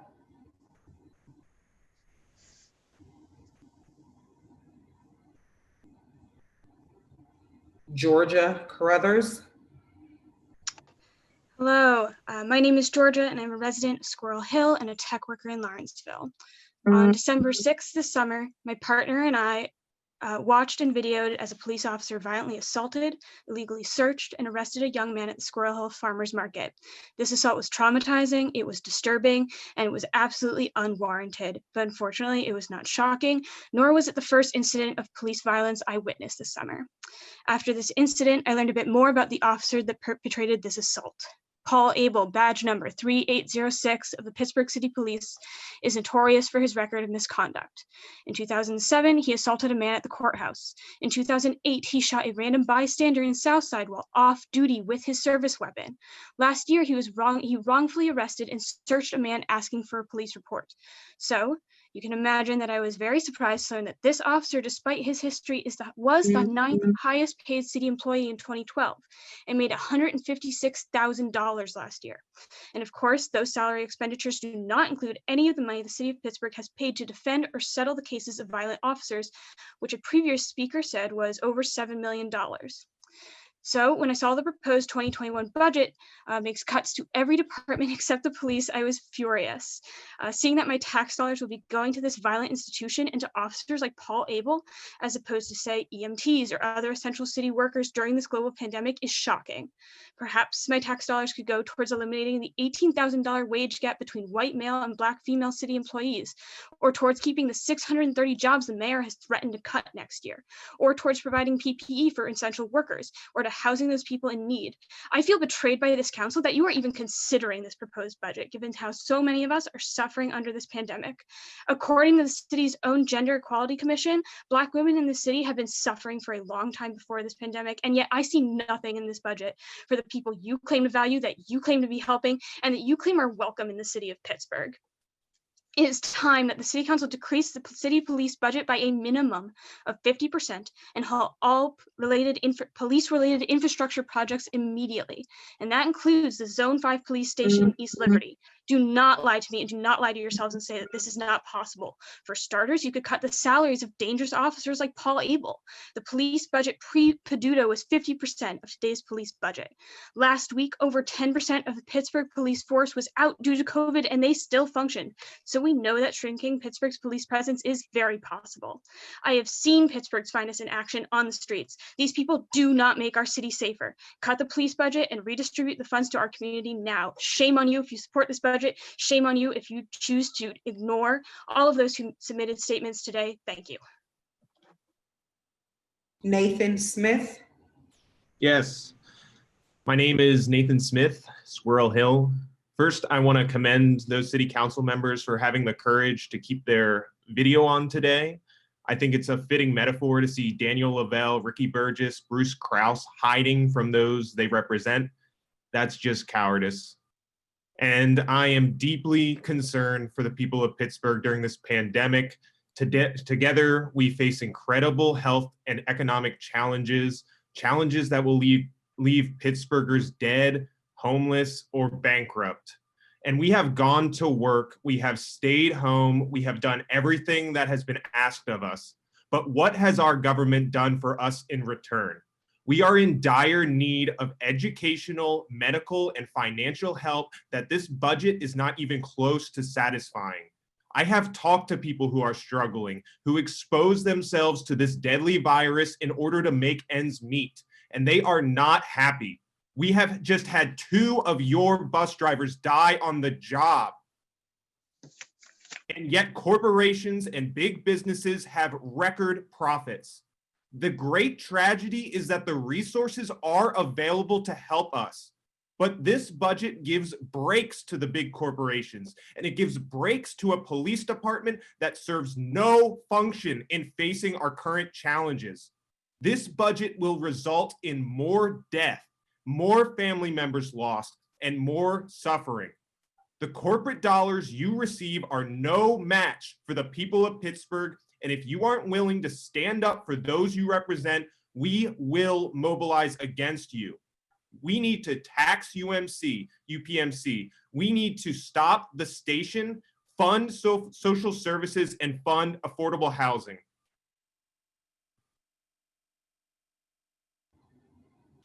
Catherine Fleischer. Good morning. My name is Catherine Fleischer, and I'm a student at the University of Pittsburgh living in Oakland.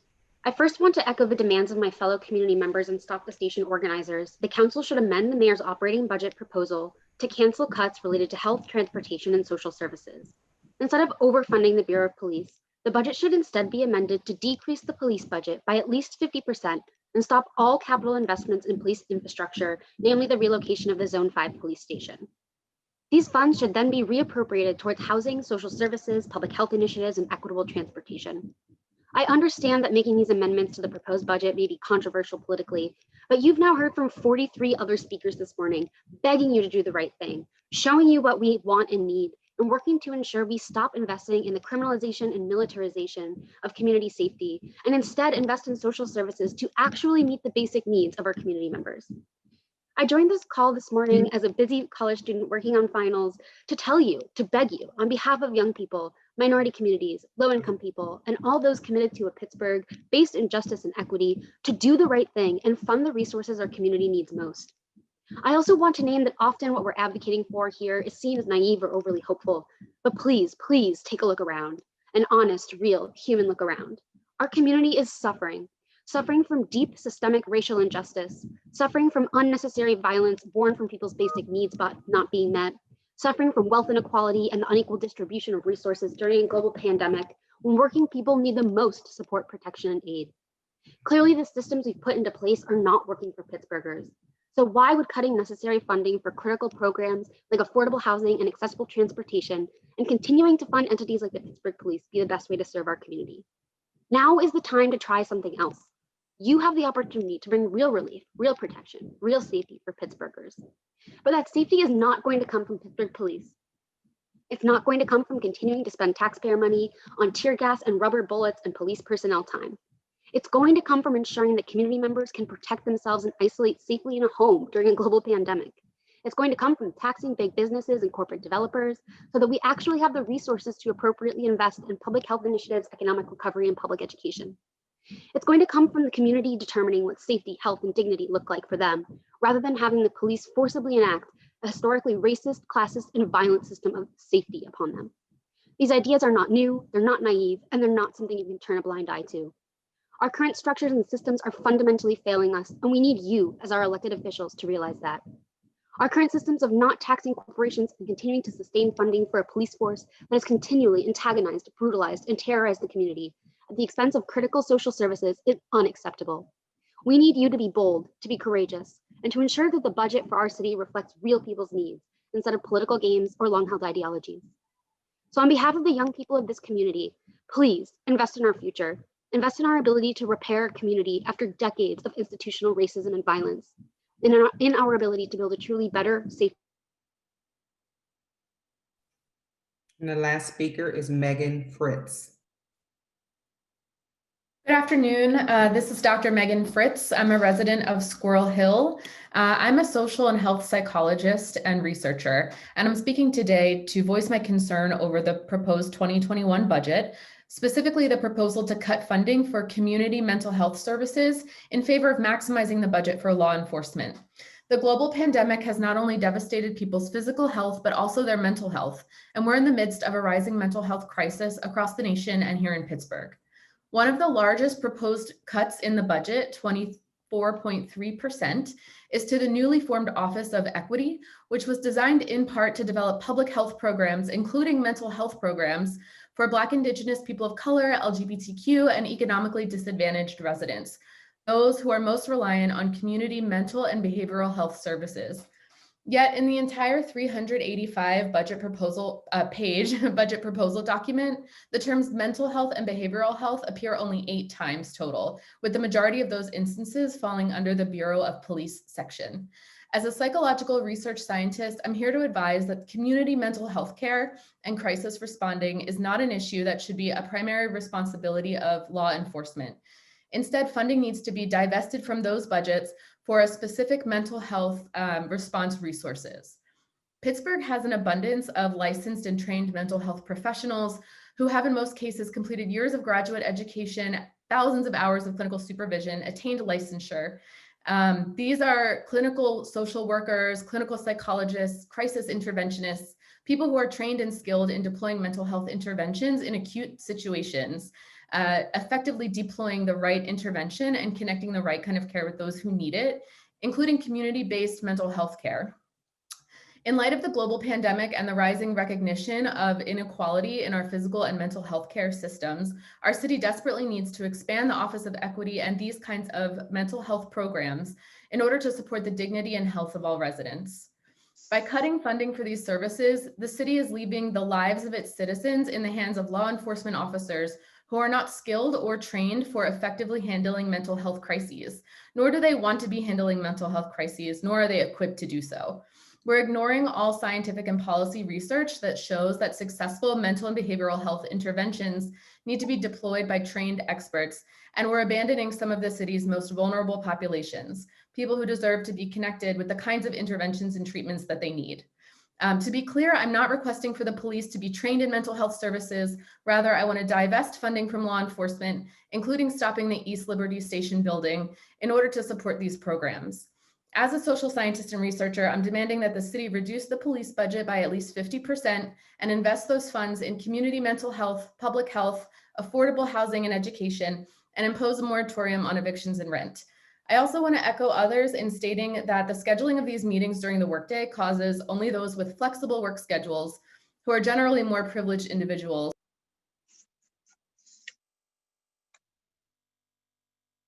That exhausts the list of registered speakers, correct? And I just looked to make sure that Alicia Morris, who was cut off earlier, was not still on because we were going to give her additional time, but she's not on. So that moves us on to our next order of business, which is the presentation of papers. And I just want to say before we go into that part that council members cannot respond during public comment. That's us trying to be respectful, not rude, not answering. I mentioned that during the meeting. We'd love to be able to respond to every comment. Sometimes we want to say something to clarify something, and it's actually difficult to sit here and not respond and not be able to have an actual dialogue with you. And so, but it's our time to listen to you and not for you to have to hear us speaking. It's public comment, not council comment. So sometimes we'll follow up afterwards, or sometimes we'll do our best we can to get the correct information or address questions that were asked. And also that sometimes council members shut off their cameras because we're at home. It's not as if we're in a place where it's public and people aren't walking behind. Sometimes our family members come in, sometimes things happen. There's a multitude of other things occurring.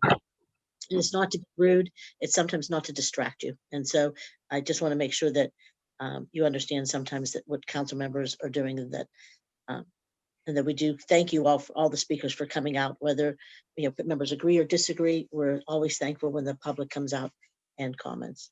And I think that it would also be good, I'm just going to mention this, for council members to maybe do some programs, because I've talked about this before, doing, instead of the Mayor's Civic Leadership Academy, a council leadership academy, so people understand what it is we can and cannot do and what's under our purview. So with that said, we're going to move on to presentation of papers. And we have Councilman Burgess, Chair of Urban Recreation. Other papers, Madam President? I don't have my agenda. Is there papers, Madam Clerk? No, no papers. Thank you. Thank you, Councilman. Good morning. Councilman Coghill, Chair. Councilman Coghill, Chair of Public Works. Thank you, Madam President. Thank you, Councilman. Councilman Coghill presents Bill number 952, resolution authorizing the city through the mayor and director of the Department of Mobility and Infrastructure to enter into an agreement with Bakery Square, 2 office holding parcels, a Pennsylvania limited partnership having an address at 712 Main Street for the purposes of granting a perpetual exclusive easement solely for the purpose of installing and maintaining signal equipment on the properties. Bill number 953, resolution authorizing the city through the mayor and director of the Department of Mobility and Infrastructure to enter into an agreement with Lord PPA BKSQ3 having an address at 712 Main Street for the purposes of granting a perpetual exclusive easement solely for the purpose of installing and maintaining signal equipment on the properties. Bill number 954, resolution authorizing the city through the mayor and director of the Department of Finance and the Department of Mobility and Infrastructure to enter into an agreement with CSX Transportation and to execute those documents and deeds to effectuate that agreement in a form approved by the city solicitor to take steps to improve and make safer the South Side Riverfront Trail, including 1, exchange of property, approximately 0.29 acres, for the purpose of trail use and of enhancing safe trail use, and in lieu of condemnation, eminent domain, and 2, closing and vacating the South 9th Street Road crossing over CSX tracks. Bill number 955, resolution vacating a portion of Wycliffe Street, a 50-foot right-of-way laid out in the H.M. Biso plan of lots recorded in Plan Book Volume 11, page 64 in the 10th Ward, 7 Council District of the city. Bill number 956, resolution granting unto Alpha 4LP, their successors and assigns the privilege and license to construct, maintain, and use at their own cost and expense to install a new projecting sign at 125 South Beatty Street in the 8th Ward, 9th Council District. Bill number 957, resolution granting unto Northside Properties Residence 2 LLC, their successors and assigned the privilege and license to construct, maintain, and use at their own cost and expense to reconstruct a set existing entry steps at 1810 through 1816 A Street in the 25th Ward, 6th Council District. Thank you. And can we have Councilwoman Deb Gross, Chair of Intergovernmental Affairs? Madam President, thank you. I'm going to present just one paper, which is Bill 959. Thank you, Councilwoman. Good morning. Good morning.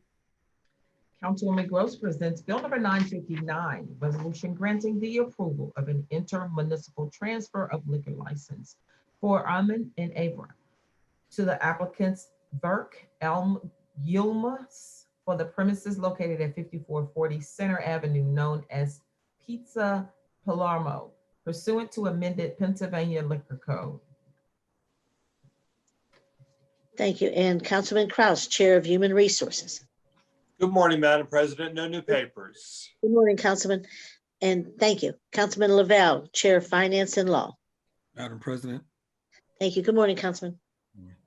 Councilman Lavelle presents Bill number 960, resolution providing for further renewal by the Council of the City of a declaration of disaster emergency ratified by Council on March 17, 2020, to extend the effectiveness of the declaration for 33 days, thereby making the declaration effective until January 12, 2021, in response to the ongoing public health emergency associated with the spread of the coronavirus.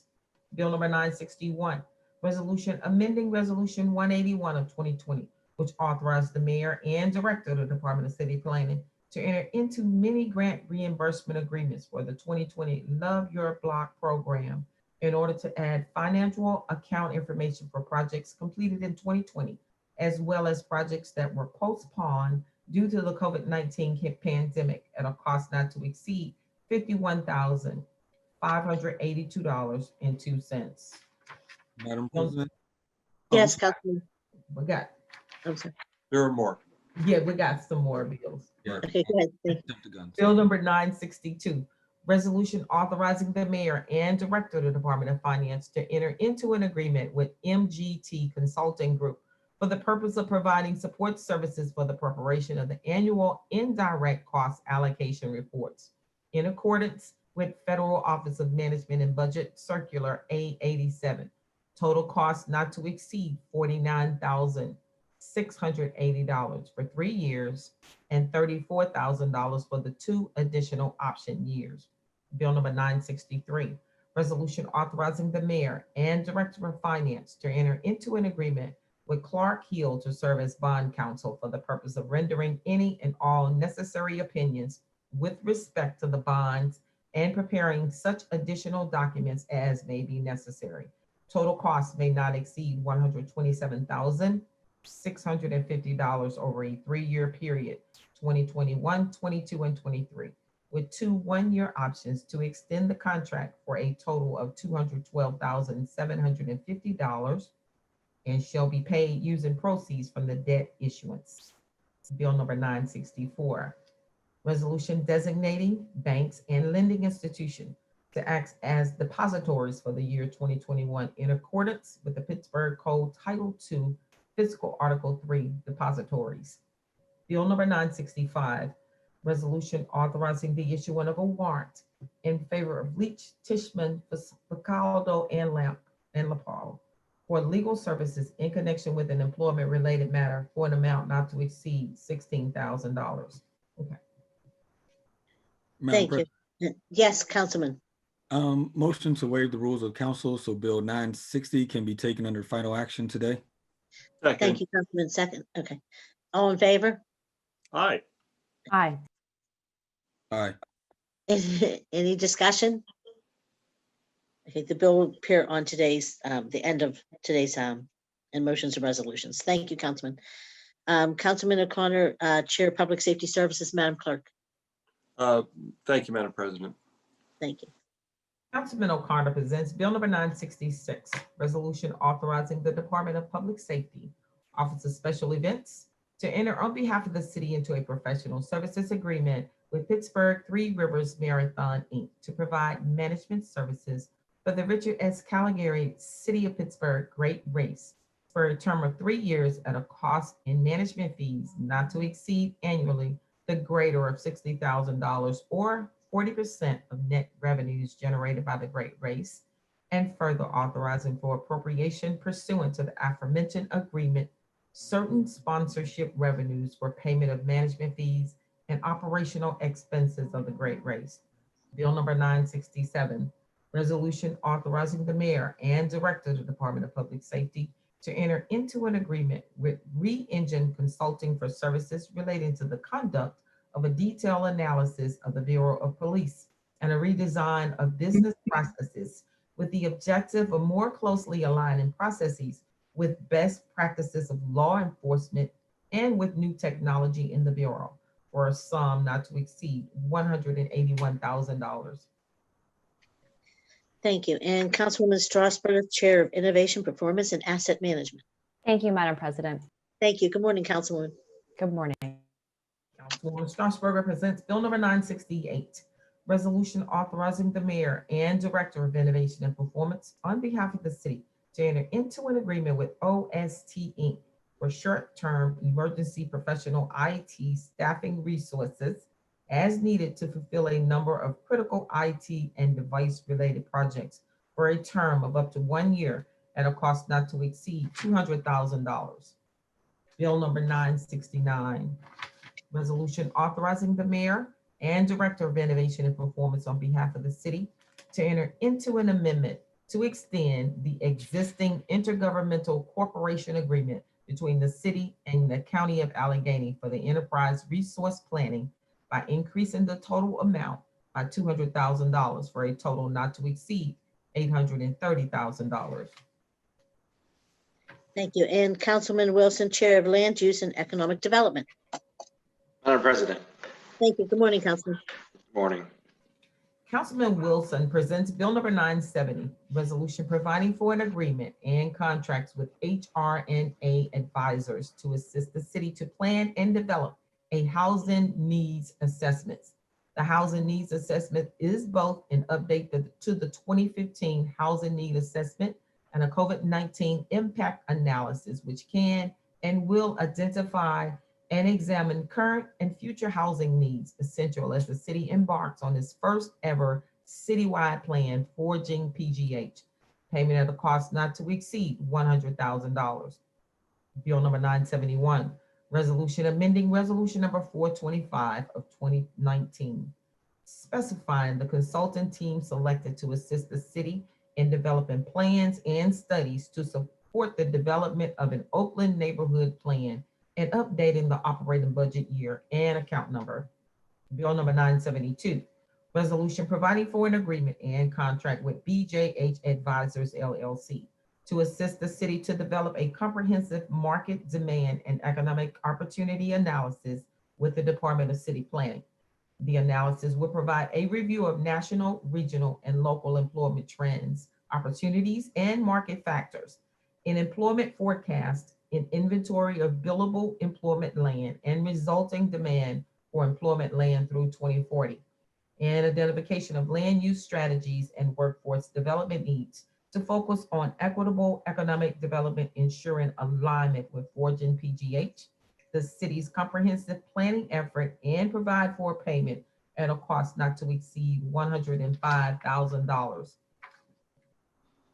Thank you. And myself, for the Chair of Hearings, I have one appointment and one communication.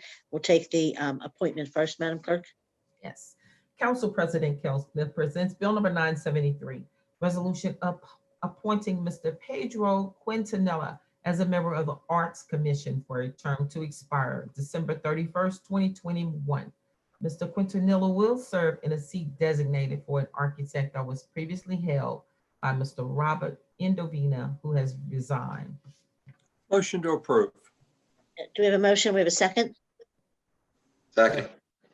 Any discussion? I just want to know if council members want to hold for an interview or they just want to just approve this. I approve. I prefer to approve, please, Madam President. Okay, good. I do too. Any other members? Okay, so we have a motion. We have a second. All in favor? Aye. Aye. Those opposed? Any abstentions? Then he'll be approved. Thank you, everyone. And we have one communication for acting pay. Madam Clerk.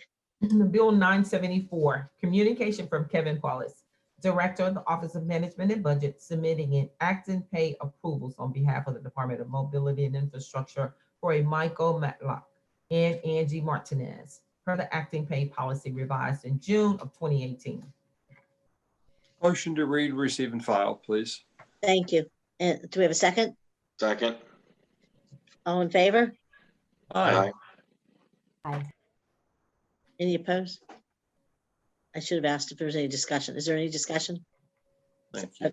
Seeing none, it's approved. Thank you, Councilman. And now we'll move on to the unfinished business. Is there any unfinished business before council? Seeing none, we'll move on to the next order of business, which is the reports of committee for final action. And we'll move on to Councilman Daniel Lavelle, Committee on Finance and Law. Madam President. Thank you, Councilman. Councilman Lavelle presents Bill number 947, report of the Committee on Finance and Law for December 2nd, 2020 with an affirmative recommendation. Bill number 921, resolution providing for the sale of certain property acquired by the city through tax sales, item A through C, 0 Faust, 0 Province, 926 Morrison.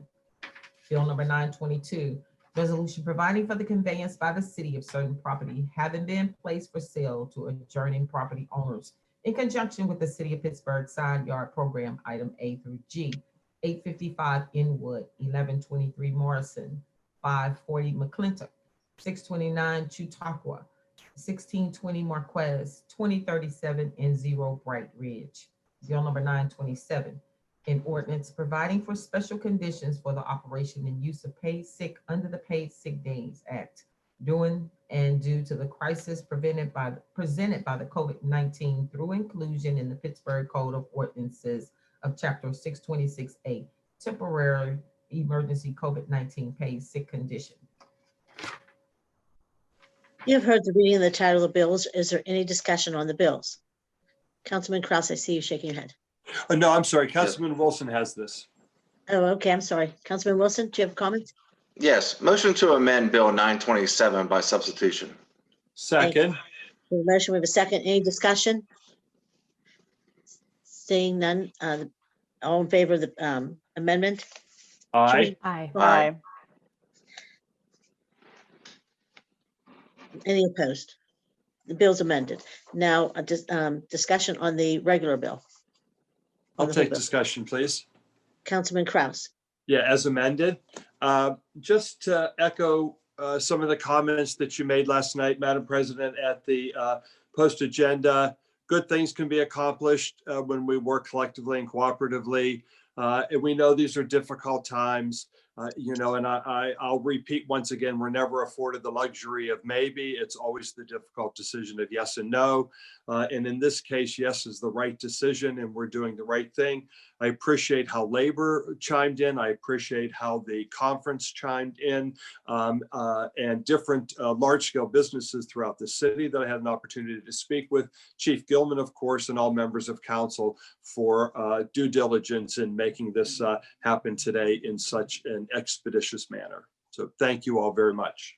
Thank you, Councilman. And you were all a good voice of reason through it all too. Thank you. Any other members? Hello.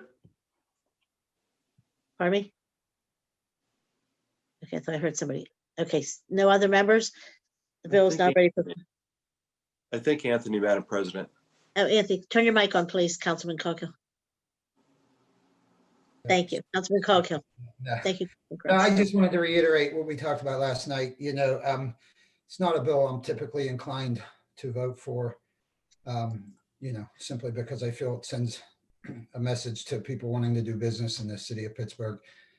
However, these are not normal times. And, after many conversations I had with our labor leader and our county executive and others, I will be supporting it. So just wanted to say that it's not without hesitation, though. Thank you. Thank you, Councilman. I appreciate your comments. Anybody else? Any other members? Madam President. Yes, Councilwoman Strasburger. Thank you, Madam President. I just want to reiterate what I said last night as well at our post-agenda hearing where we heard from a number of people. I've also heard from the mid-sized business owners who have, between 50 and 500 employees. And this bill will also affect those with more than 500 employees, which the federal family, I forget the exact name of the bill, the federal bill had not covered. And I know that they're hurting right now too. I know that businesses are hurting. I'm hearing from them. But I'm also very concerned about the people who are currently being kept home because of COVID without pay and are choosing between, buying medicine and buying food and paying for a roof over their head. And I think this bill will go a long way towards helping them. It's not going to last forever. It's going to last until the end of the emergency declaration. And I think it's helpful for public health. I think it's helpful for, encouraging the people who would otherwise choose between a paycheck and public health to choose public health because they'll get paid for staying home. Or for staying home to protect and care for a family member. So for those reasons, I understand the concerns, but I'm also supportive of this. Thank you, Councilwoman. Any other members? Sorry, Madam President, if I might. Yes. Thank you. Thank you. Again, just to emphasize the moment that we're in for everyone. You've heard it a million times. We're in a record number of cases locally every day. And so this is really reaching out to have just intersecting effects on people. They may be sick themselves, or they may need to stay home to do caregiving. And so this legislation being tied to the emergency order and to the crisis is just the right thing to do at the right time. And so I'm definitely fully supportive. And even though we've said it so many times, stay home if you can, and always wear a mask when you're out. We've been trying to do this. We've been talking about that for many months now, and yet we still have a bigger community spread of the virus than we had 6 months ago. So we're hoping that this is a peak and that next year will be better, but we really have to just take care of each other. And this is one way that we can do it with employers. So appreciate your time. Thank you. Any other members? Madam President. Yes, Councilman Burgess. So I'm one of those rare people who is both pro-business and pro-worker. I have in my district been the advocate for both business interest and working interest, particularly, of course, union members. And so one of the things that I think we get lost in this conversation is the income inequality in our country. It is interesting that we're having this discussion about paying workers who are, many of them, not paid a lot of wages, and the impact it will have on owners who are making 5-6 times what their average worker is making.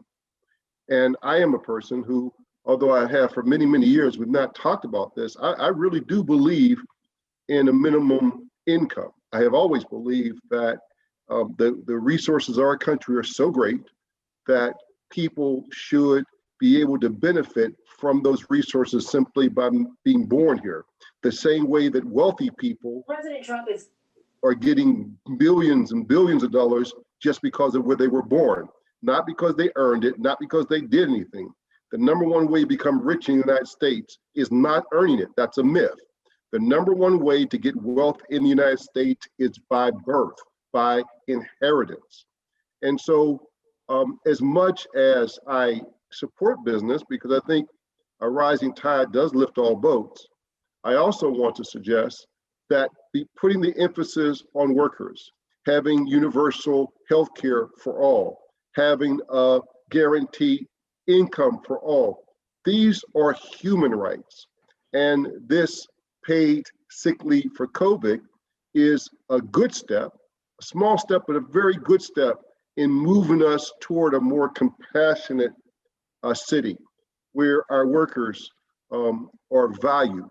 It is, I think, immoral, the income inequality in this country between the CEOs of corporations and its workers. It's immoral that our large nonprofits refuse to pay the payroll prep tax. It's immoral that our corporations put profit ahead of the benefit of workers.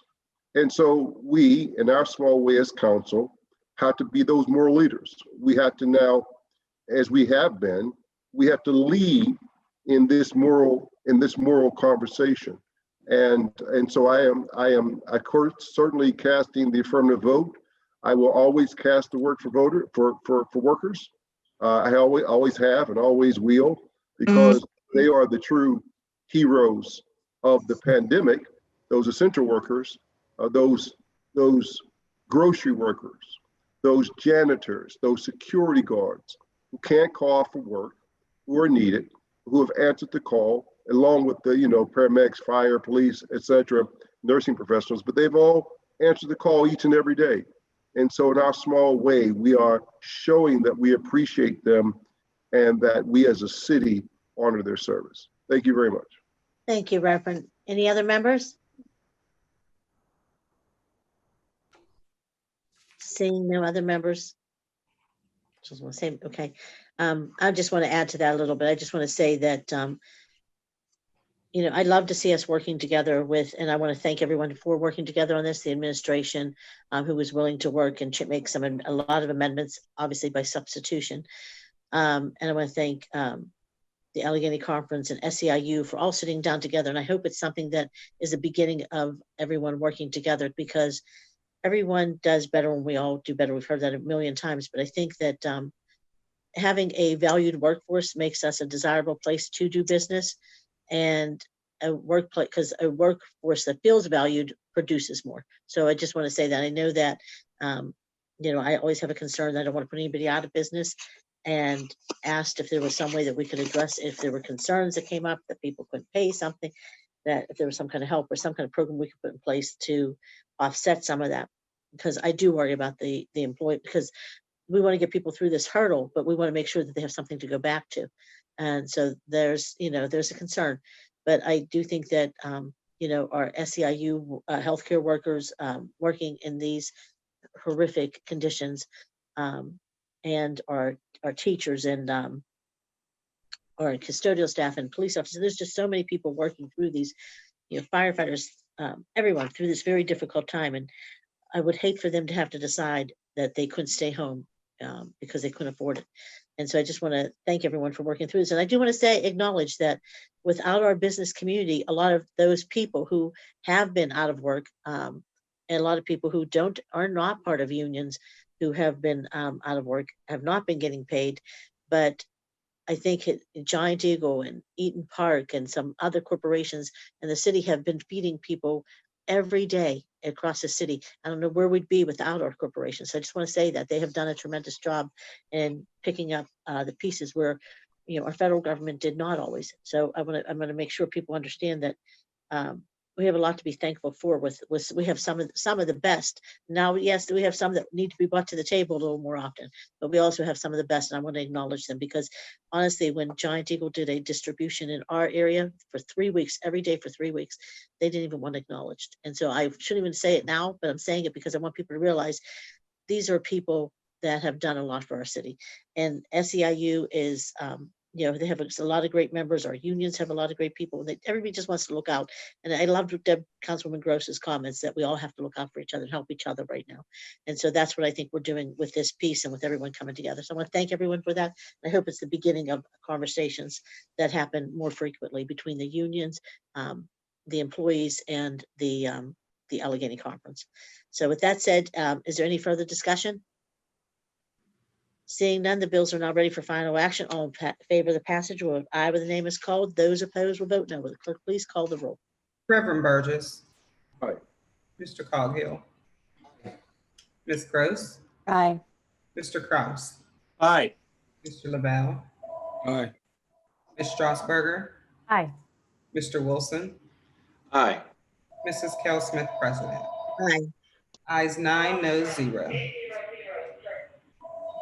The bills having received the legally required number of votes are finally passed. That moves us on to Councilman O'Connor's bills, Committee on Public Safety Services. Councilman Kraus for Councilman Connor. Thank you, Madam Clerk, or President, sorry. Okay, you don't have to present. I'm sorry, I'm forgetting. Okay. I'm happy to. Thank you. Thank you. Councilman O'Connor presents Bill number 948. Report of the Committee on Public Safety Services for December 2nd, 2020 with an affirmative recommendation. Bill number 923, resolution authorizing the city's Department of Public Safety to purchase an HP Plotter T2600, PS printer at a cost not to exceed $12,394. Bill number 924, resolution authorizing the city's Department of Public Safety to enter into relevant agreement to purchase document management software from Power DMS Inc. on an as-needed basis as set negotiated prices to be determined over a term of 3 years. The bills you've heard the reading of the title of the bills. Is there any discussion on the bills? Seeing none, the bills are now ready for final action. All in favor of the passage, vote aye when the name is called. Those opposed will vote no. Will the clerk please call the roll? Reverend Burgess. Aye. Mr. Coghill. Aye. Ms. Gross. Aye. Mr. Kraus. Aye. Mr. Lavelle. Aye. Ms. Strasburger. Aye. Mr. Wilson. Aye. Mrs. Cal Smith, President. Aye. Ayes 9, noes 0. The bills having received the legally required number of votes are finally passed. Thank you, Madam Clerk. Councilman Anthony Coghill, Committee on Public Works. Madam President. Thank you, Councilman. Councilman Coghill presents Bill number 949, report of the Committee on Public Works for December 2nd, 2020 with an affirmative recommendation. Bill number 916, resolution granting unto RCH Pittsburgh LLC, their successors, and assigns the privilege and license to construct, maintain, and use at their own cost and expense to install 2 new entrance canopies at 3234 Liberty Avenue in the 6th Ward, 7th Council District of the city. You've heard the reading of the title of the bill. Is there any discussion on the bill? Seeing none, the bill is now ready for final action. All in favor of the passage, vote aye when the name is called. Those opposed will vote no. Will the clerk please call the roll? Reverend Burgess. Aye. Mr. Coghill. Aye. Ms. Gross. Aye. Mr. Kraus. Aye. Mr. Lavelle. Aye. Ms. Strasburger. Aye. Mr. Wilson. Aye. Mrs. Cal Smith, President. Aye. Ayes 9, no 0. The bill has received the legally required number of votes are finally passed. Councilwoman Erica Strasburger, Committee on Innovation, Performance, and Asset Management. Thank you, Madam President. Thank you, Councilwoman.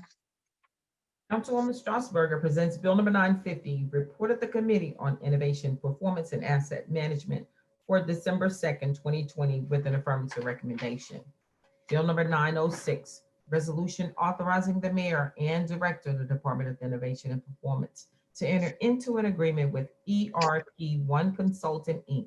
for a term of 1 year plus 3 one-year renewal options for the provision of services, including professional services, consultation, and day-to-day managed services of the city. J.B. Edwards Enterprise 1 9.2 application, currently managed by the Allegheny County Service Center at a sum not to exceed $550,000 over 4 years. You've heard the reading of the title of the bill. Is there any discussion on the bill? Madam President, just briefly, please. Councilman Kraus. Thank you. Madam Clerk, I'm embarrassed to ask the question, but I don't know why. Why is the text bolded and underlined on our agendas? Is this a revision of what we originally considered? Yes. It's just new language. It's just new language that was agreed upon at the standing committee meeting. Yes. Okay, thank you. Thank you, Councilman. The bills, any other members? The bills having received, the bills are now ready for final action. All in favor of the passage, vote aye when the name is called. Those opposed will vote no. Will the clerk please call the roll? Reverend Burgess. Aye. Mr. Coghill. Aye. Ms. Gross. Aye. Mr. Kraus. Aye. Mr. Lavelle. Aye. Ms. Strasburger. Aye. Mr. Wilson. Aye.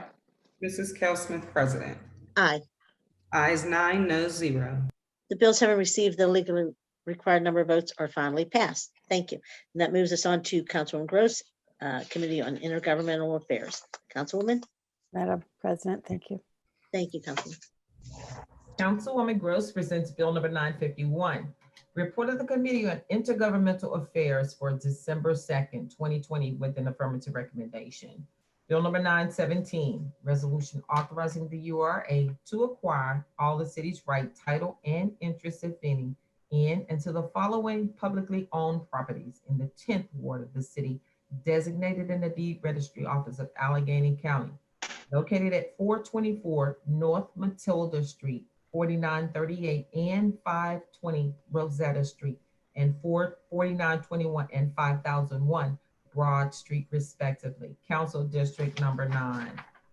Bill number 918, resolution approving execution of a contract for disposition by sale of land between the URA and 2P110 Cares, Inc., or a related entity to be formed for the sale of Lot 1 in the Project Cares Consolidation Plan, currently being a portion of Block 2P Lot 110, all of Block 2P Lot 120, and a to-be-vacated stretch of Old First Avenue adjourning such parcels to the south in the 1st Ward of the City, Council District number 6. Bill number 919, resolution authorizing the URA to acquire all the city's right, title, and interest, if any, in and to the following publicly owned properties in the 13th Ward of the city, designated in the deed registry office of Allegheny County as Block 175H, Lot 49, located at 7907 Susquehanna Street, Council District Number 9, Bill number 920. Resolution authorizing the mayor and the chief equity officer to enter into a professional services agreement or contract with Sister Cities Association of Pittsburgh as a single source provider to manage the city's relationships and programming with its sister cities and develop new partnerships with cities throughout the world at a cost not to exceed $25,000. You've heard the reading of the title of the bills. Is there any discussion on the bills? Seeing none, the bills are now ready for final action. All in favor of the passage will vote aye when their name is called. Those opposed will vote no. Will the clerk please call the roll? Reverend Burgess, Aye. Mr. Coghill, Aye. Ms. Gross, Aye. Mr. Kraus, Aye. Mr. Lavelle, Aye. Ms. Strasburger, Aye. Mr. Wilson, Aye. Mrs. Cal Smith, President. Aye. Ayes 9, no, 0. The bills having received the legally required number of votes are finally passed. That moves us on to motions and resolutions. I have a couple meeting announcements, then we'll get to Councilman LaBelle's bill. The meeting announcements are this afternoon at 1:30. Council's budget hearings will continue with the Department of Innovation and Performance, chaired by Councilwoman Strasburger. Council will meet for their standing committee meetings tomorrow, Wednesday, December 9th at 10 a.m. Now it's chaired by Councilman LaBelle weekly. Tomorrow afternoon at 1:30 p.m., Council's budget hearings are scheduled for the Department of Human Resources, chaired by Councilman Kraus. To register to speak at the Standing Committees meeting, please call the clerk's office at 412-255-2138 by 9 a.m. on Wednesday morning, or send comments via email to the city clerk's office at pittsburghpa.gov. Please keep in mind that public comments is not taken at the budget hearings, but residents are free to register to speak at any upcoming weekly council meetings and at the citizens participation hearing, which is on December 14th. Do we have a time for that, Madam Clerk? Offhand, do you know? Kim, you know the time for it. The 14th. Hold on one second. Generally 10 a.m. 1 second, sorry. The 14th, the public hearing is at 10 a.m. 10 a.m. Okay, thank you. And And the line item vote is at 1:30. okay, thank you, Madam Clerk. Thank you, everyone. And please keep in mind, okay, December 14th. Please also call the clerk's office to register. As with all council meetings, budget hearings are streamed live via the city channel Pittsburgh on YouTube. And now we'll move on to Councilman Lavelle's Bill 960. Yes, thank you, Madam President. Thank you, Councilman. Madam Clerk, can we reread the bill, please? Absolutely. Bill 960, resolution providing for further renewal by the council of a declaration of disaster emergency ratified by council on March 17, 2020, to extend the effectiveness of the declaration for 33 additional days, thereby making the declaration effective until January 12, 2021, in response to the ongoing public health emergency associated with the spread of the coronavirus. Thank you. And do we need another motion for this or no? Yes. Yes, motion, or do we? No. Yes, you need it's a fine. motion. We do, motion to approve. I have one note that says no motion because we already made, and then another one that says yes. So yes. The motion, the first motion was to waive the rules.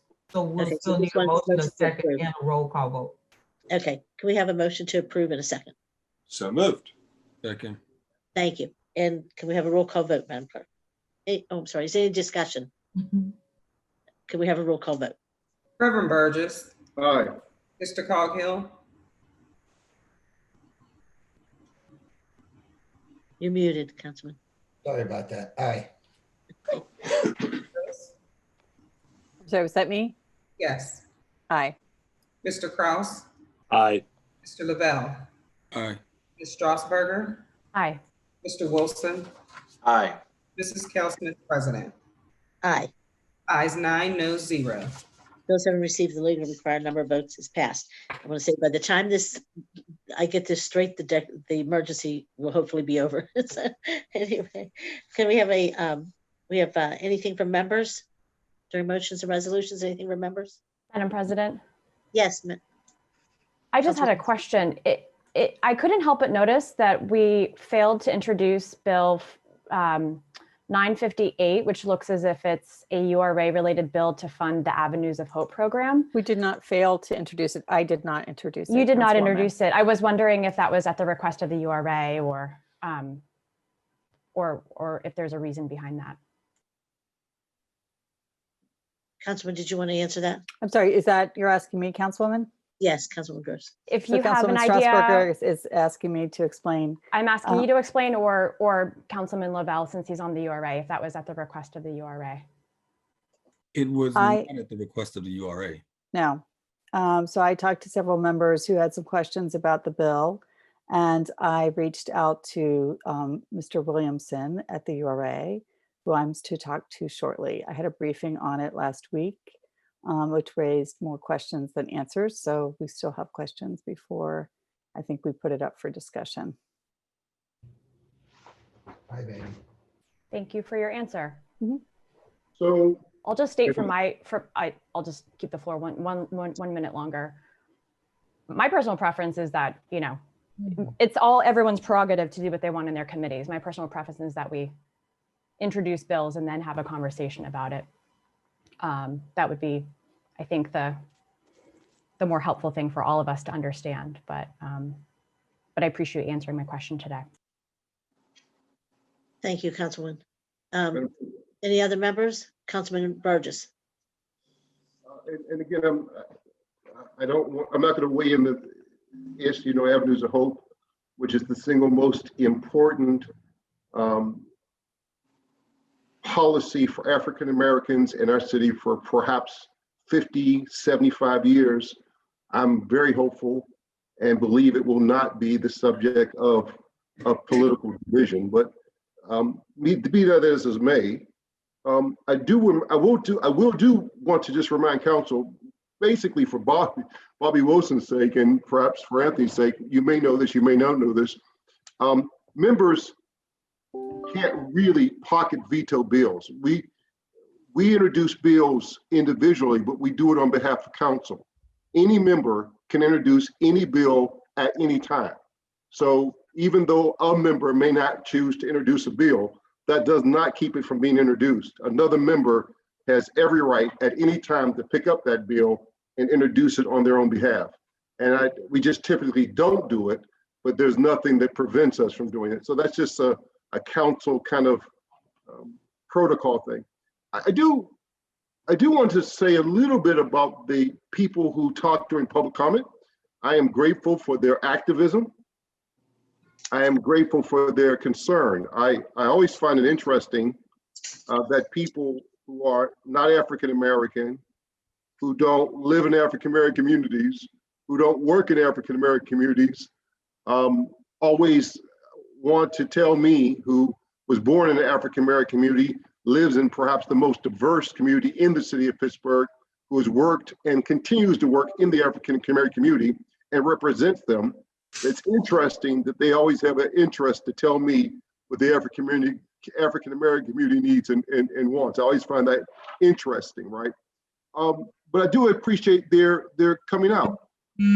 There is some information on the Black Lives Matter Facebook page that explains in some detail why we cannot defund the police at the levels that they want, the 50, 60, 75% level, why we are prohibited by state law from doing that. And so, although I have said that over and over again, I want to just reiterate that. Second of all, the Black community itself does not want the police to be defunded by 50, 60, 75%. If you've noticed, you have not seen leaders of the African American community. You've not seen pastors from the African American community. You've not seen directors of social service agency of the African American community. Those of us who deal with real crime, not just car break-ins and domestic violence, but who are dealing with all crime is real, but certainly those of us who are dealing with homicides and armed robberies and major drugs in our community, we do value the impact of policing and know that it is needed in our communities. And so I think reimagining the police is the right conversation. We do know the history of policing, and we are very mindful of that. But we also are aware of, given the impacts of racism, that crime is not evenly distributed, right? And poverty, because of segregation, poverty is not equally distributed. And so while we are working to raise the income of everybody, while we are, working to desegregate our city, unfortunately, we still have pockets of deep segregation, both segregated by race and segregated by income. While we're working to do that, we do need to reimagine the police, and we have done that to the best of our abilities, Mr. LaBelle and I, and this council. In fact, together, we have led in moving money towards social services. I think we will continue to do that. We've done as much as we're capable of doing, we think, given the COVID crisis and by state law. But I think it's a tension, right? It's going to be an ongoing conversation. All of us agree that the best way to increase public safety is by increasing community confidence, right? We just have some disagreements as to how we go forward. And the last thing I will say, and I will say this, and I have said this publicly and privately, we have one of the best police. Pittsburgh has one of the best trained, most effective police force in the United States. We have, over the last 10 years, this council has led in initiating major reforms in our police, and the police has went through major reorganization and training. This is a different police force than it was when I came 10 years ago to council. This is in many ways, although not perfect, none of us are perfect, but this is one of the best examples of policing in our country. And so given that they are a resource, we have to work with them and with the community to find that proper balance. And I hope to work with all members of council. I am always open to work with all members of council, of course, as long as we're doing what's right. For me, it's about doing what's right. I try to stay. I'm not always, again, I'm not perfect either, but I try in my vote and in my causes to stay on what's right. And for me, the right of the thing overweighs the need for unity. And so I look forward to the avenues of hope and for that putting money into historic Black communities in disproportionate amounts. I do know that when we start putting money in Black communities, there's always some tension, always some uncomfortableness, because that becomes the real deal, right? When you reallocate money away from the majority of community and start investing them in these long neglected neighborhoods, there will be a lot of conversation about that. And I look forward to that conversation. It is the right conversation to have. This is the right time to have it. And so let's go at it. Thank you very much. And I look forward to the conversation. Thank you very much. Thank you, Councilman. Any other members? Councilman Wilson. Yes, I'm glad that we're talking about this, because I have to say, as a new member of council, I'm shocked that we would see a bill that would not be put forward in a democratic process. There are serious racial inequalities in this city, and I'm eager to have that conversation and invest in these communities. And so I think it needs to be flushed out and implemented. And so any conversation that involves investment in these communities, we need to have right away. Thank you, Councilman. No other members? I'm just going to say that. Madam President? Yes, Mr. LaBelle. I just want to also note that those who came to speak to us today, as Reverend Burgess already accurately pointed out, that we do not have the ability to simply cut the police's budget 50%. Like, we literally are not allowed to do it. But the other thing we cannot do, that we are getting continually asked to do, is tax the nonprofits. The city of Pittsburgh, as council people, we are not legally allowed to create any new tax. We do not have that ability. That ability lies in Harrisburg. They have to give us the right to be able to do that.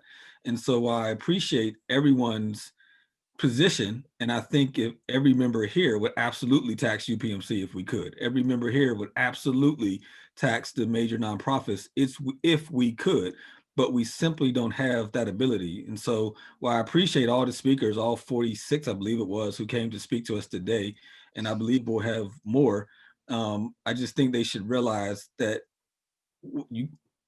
there's some things we can and cannot do. And to continue ask us to do something that we simply don't have the means is not really moving the conversation that well. But thank you. Thank you, Councilman Lavelle. Any other members?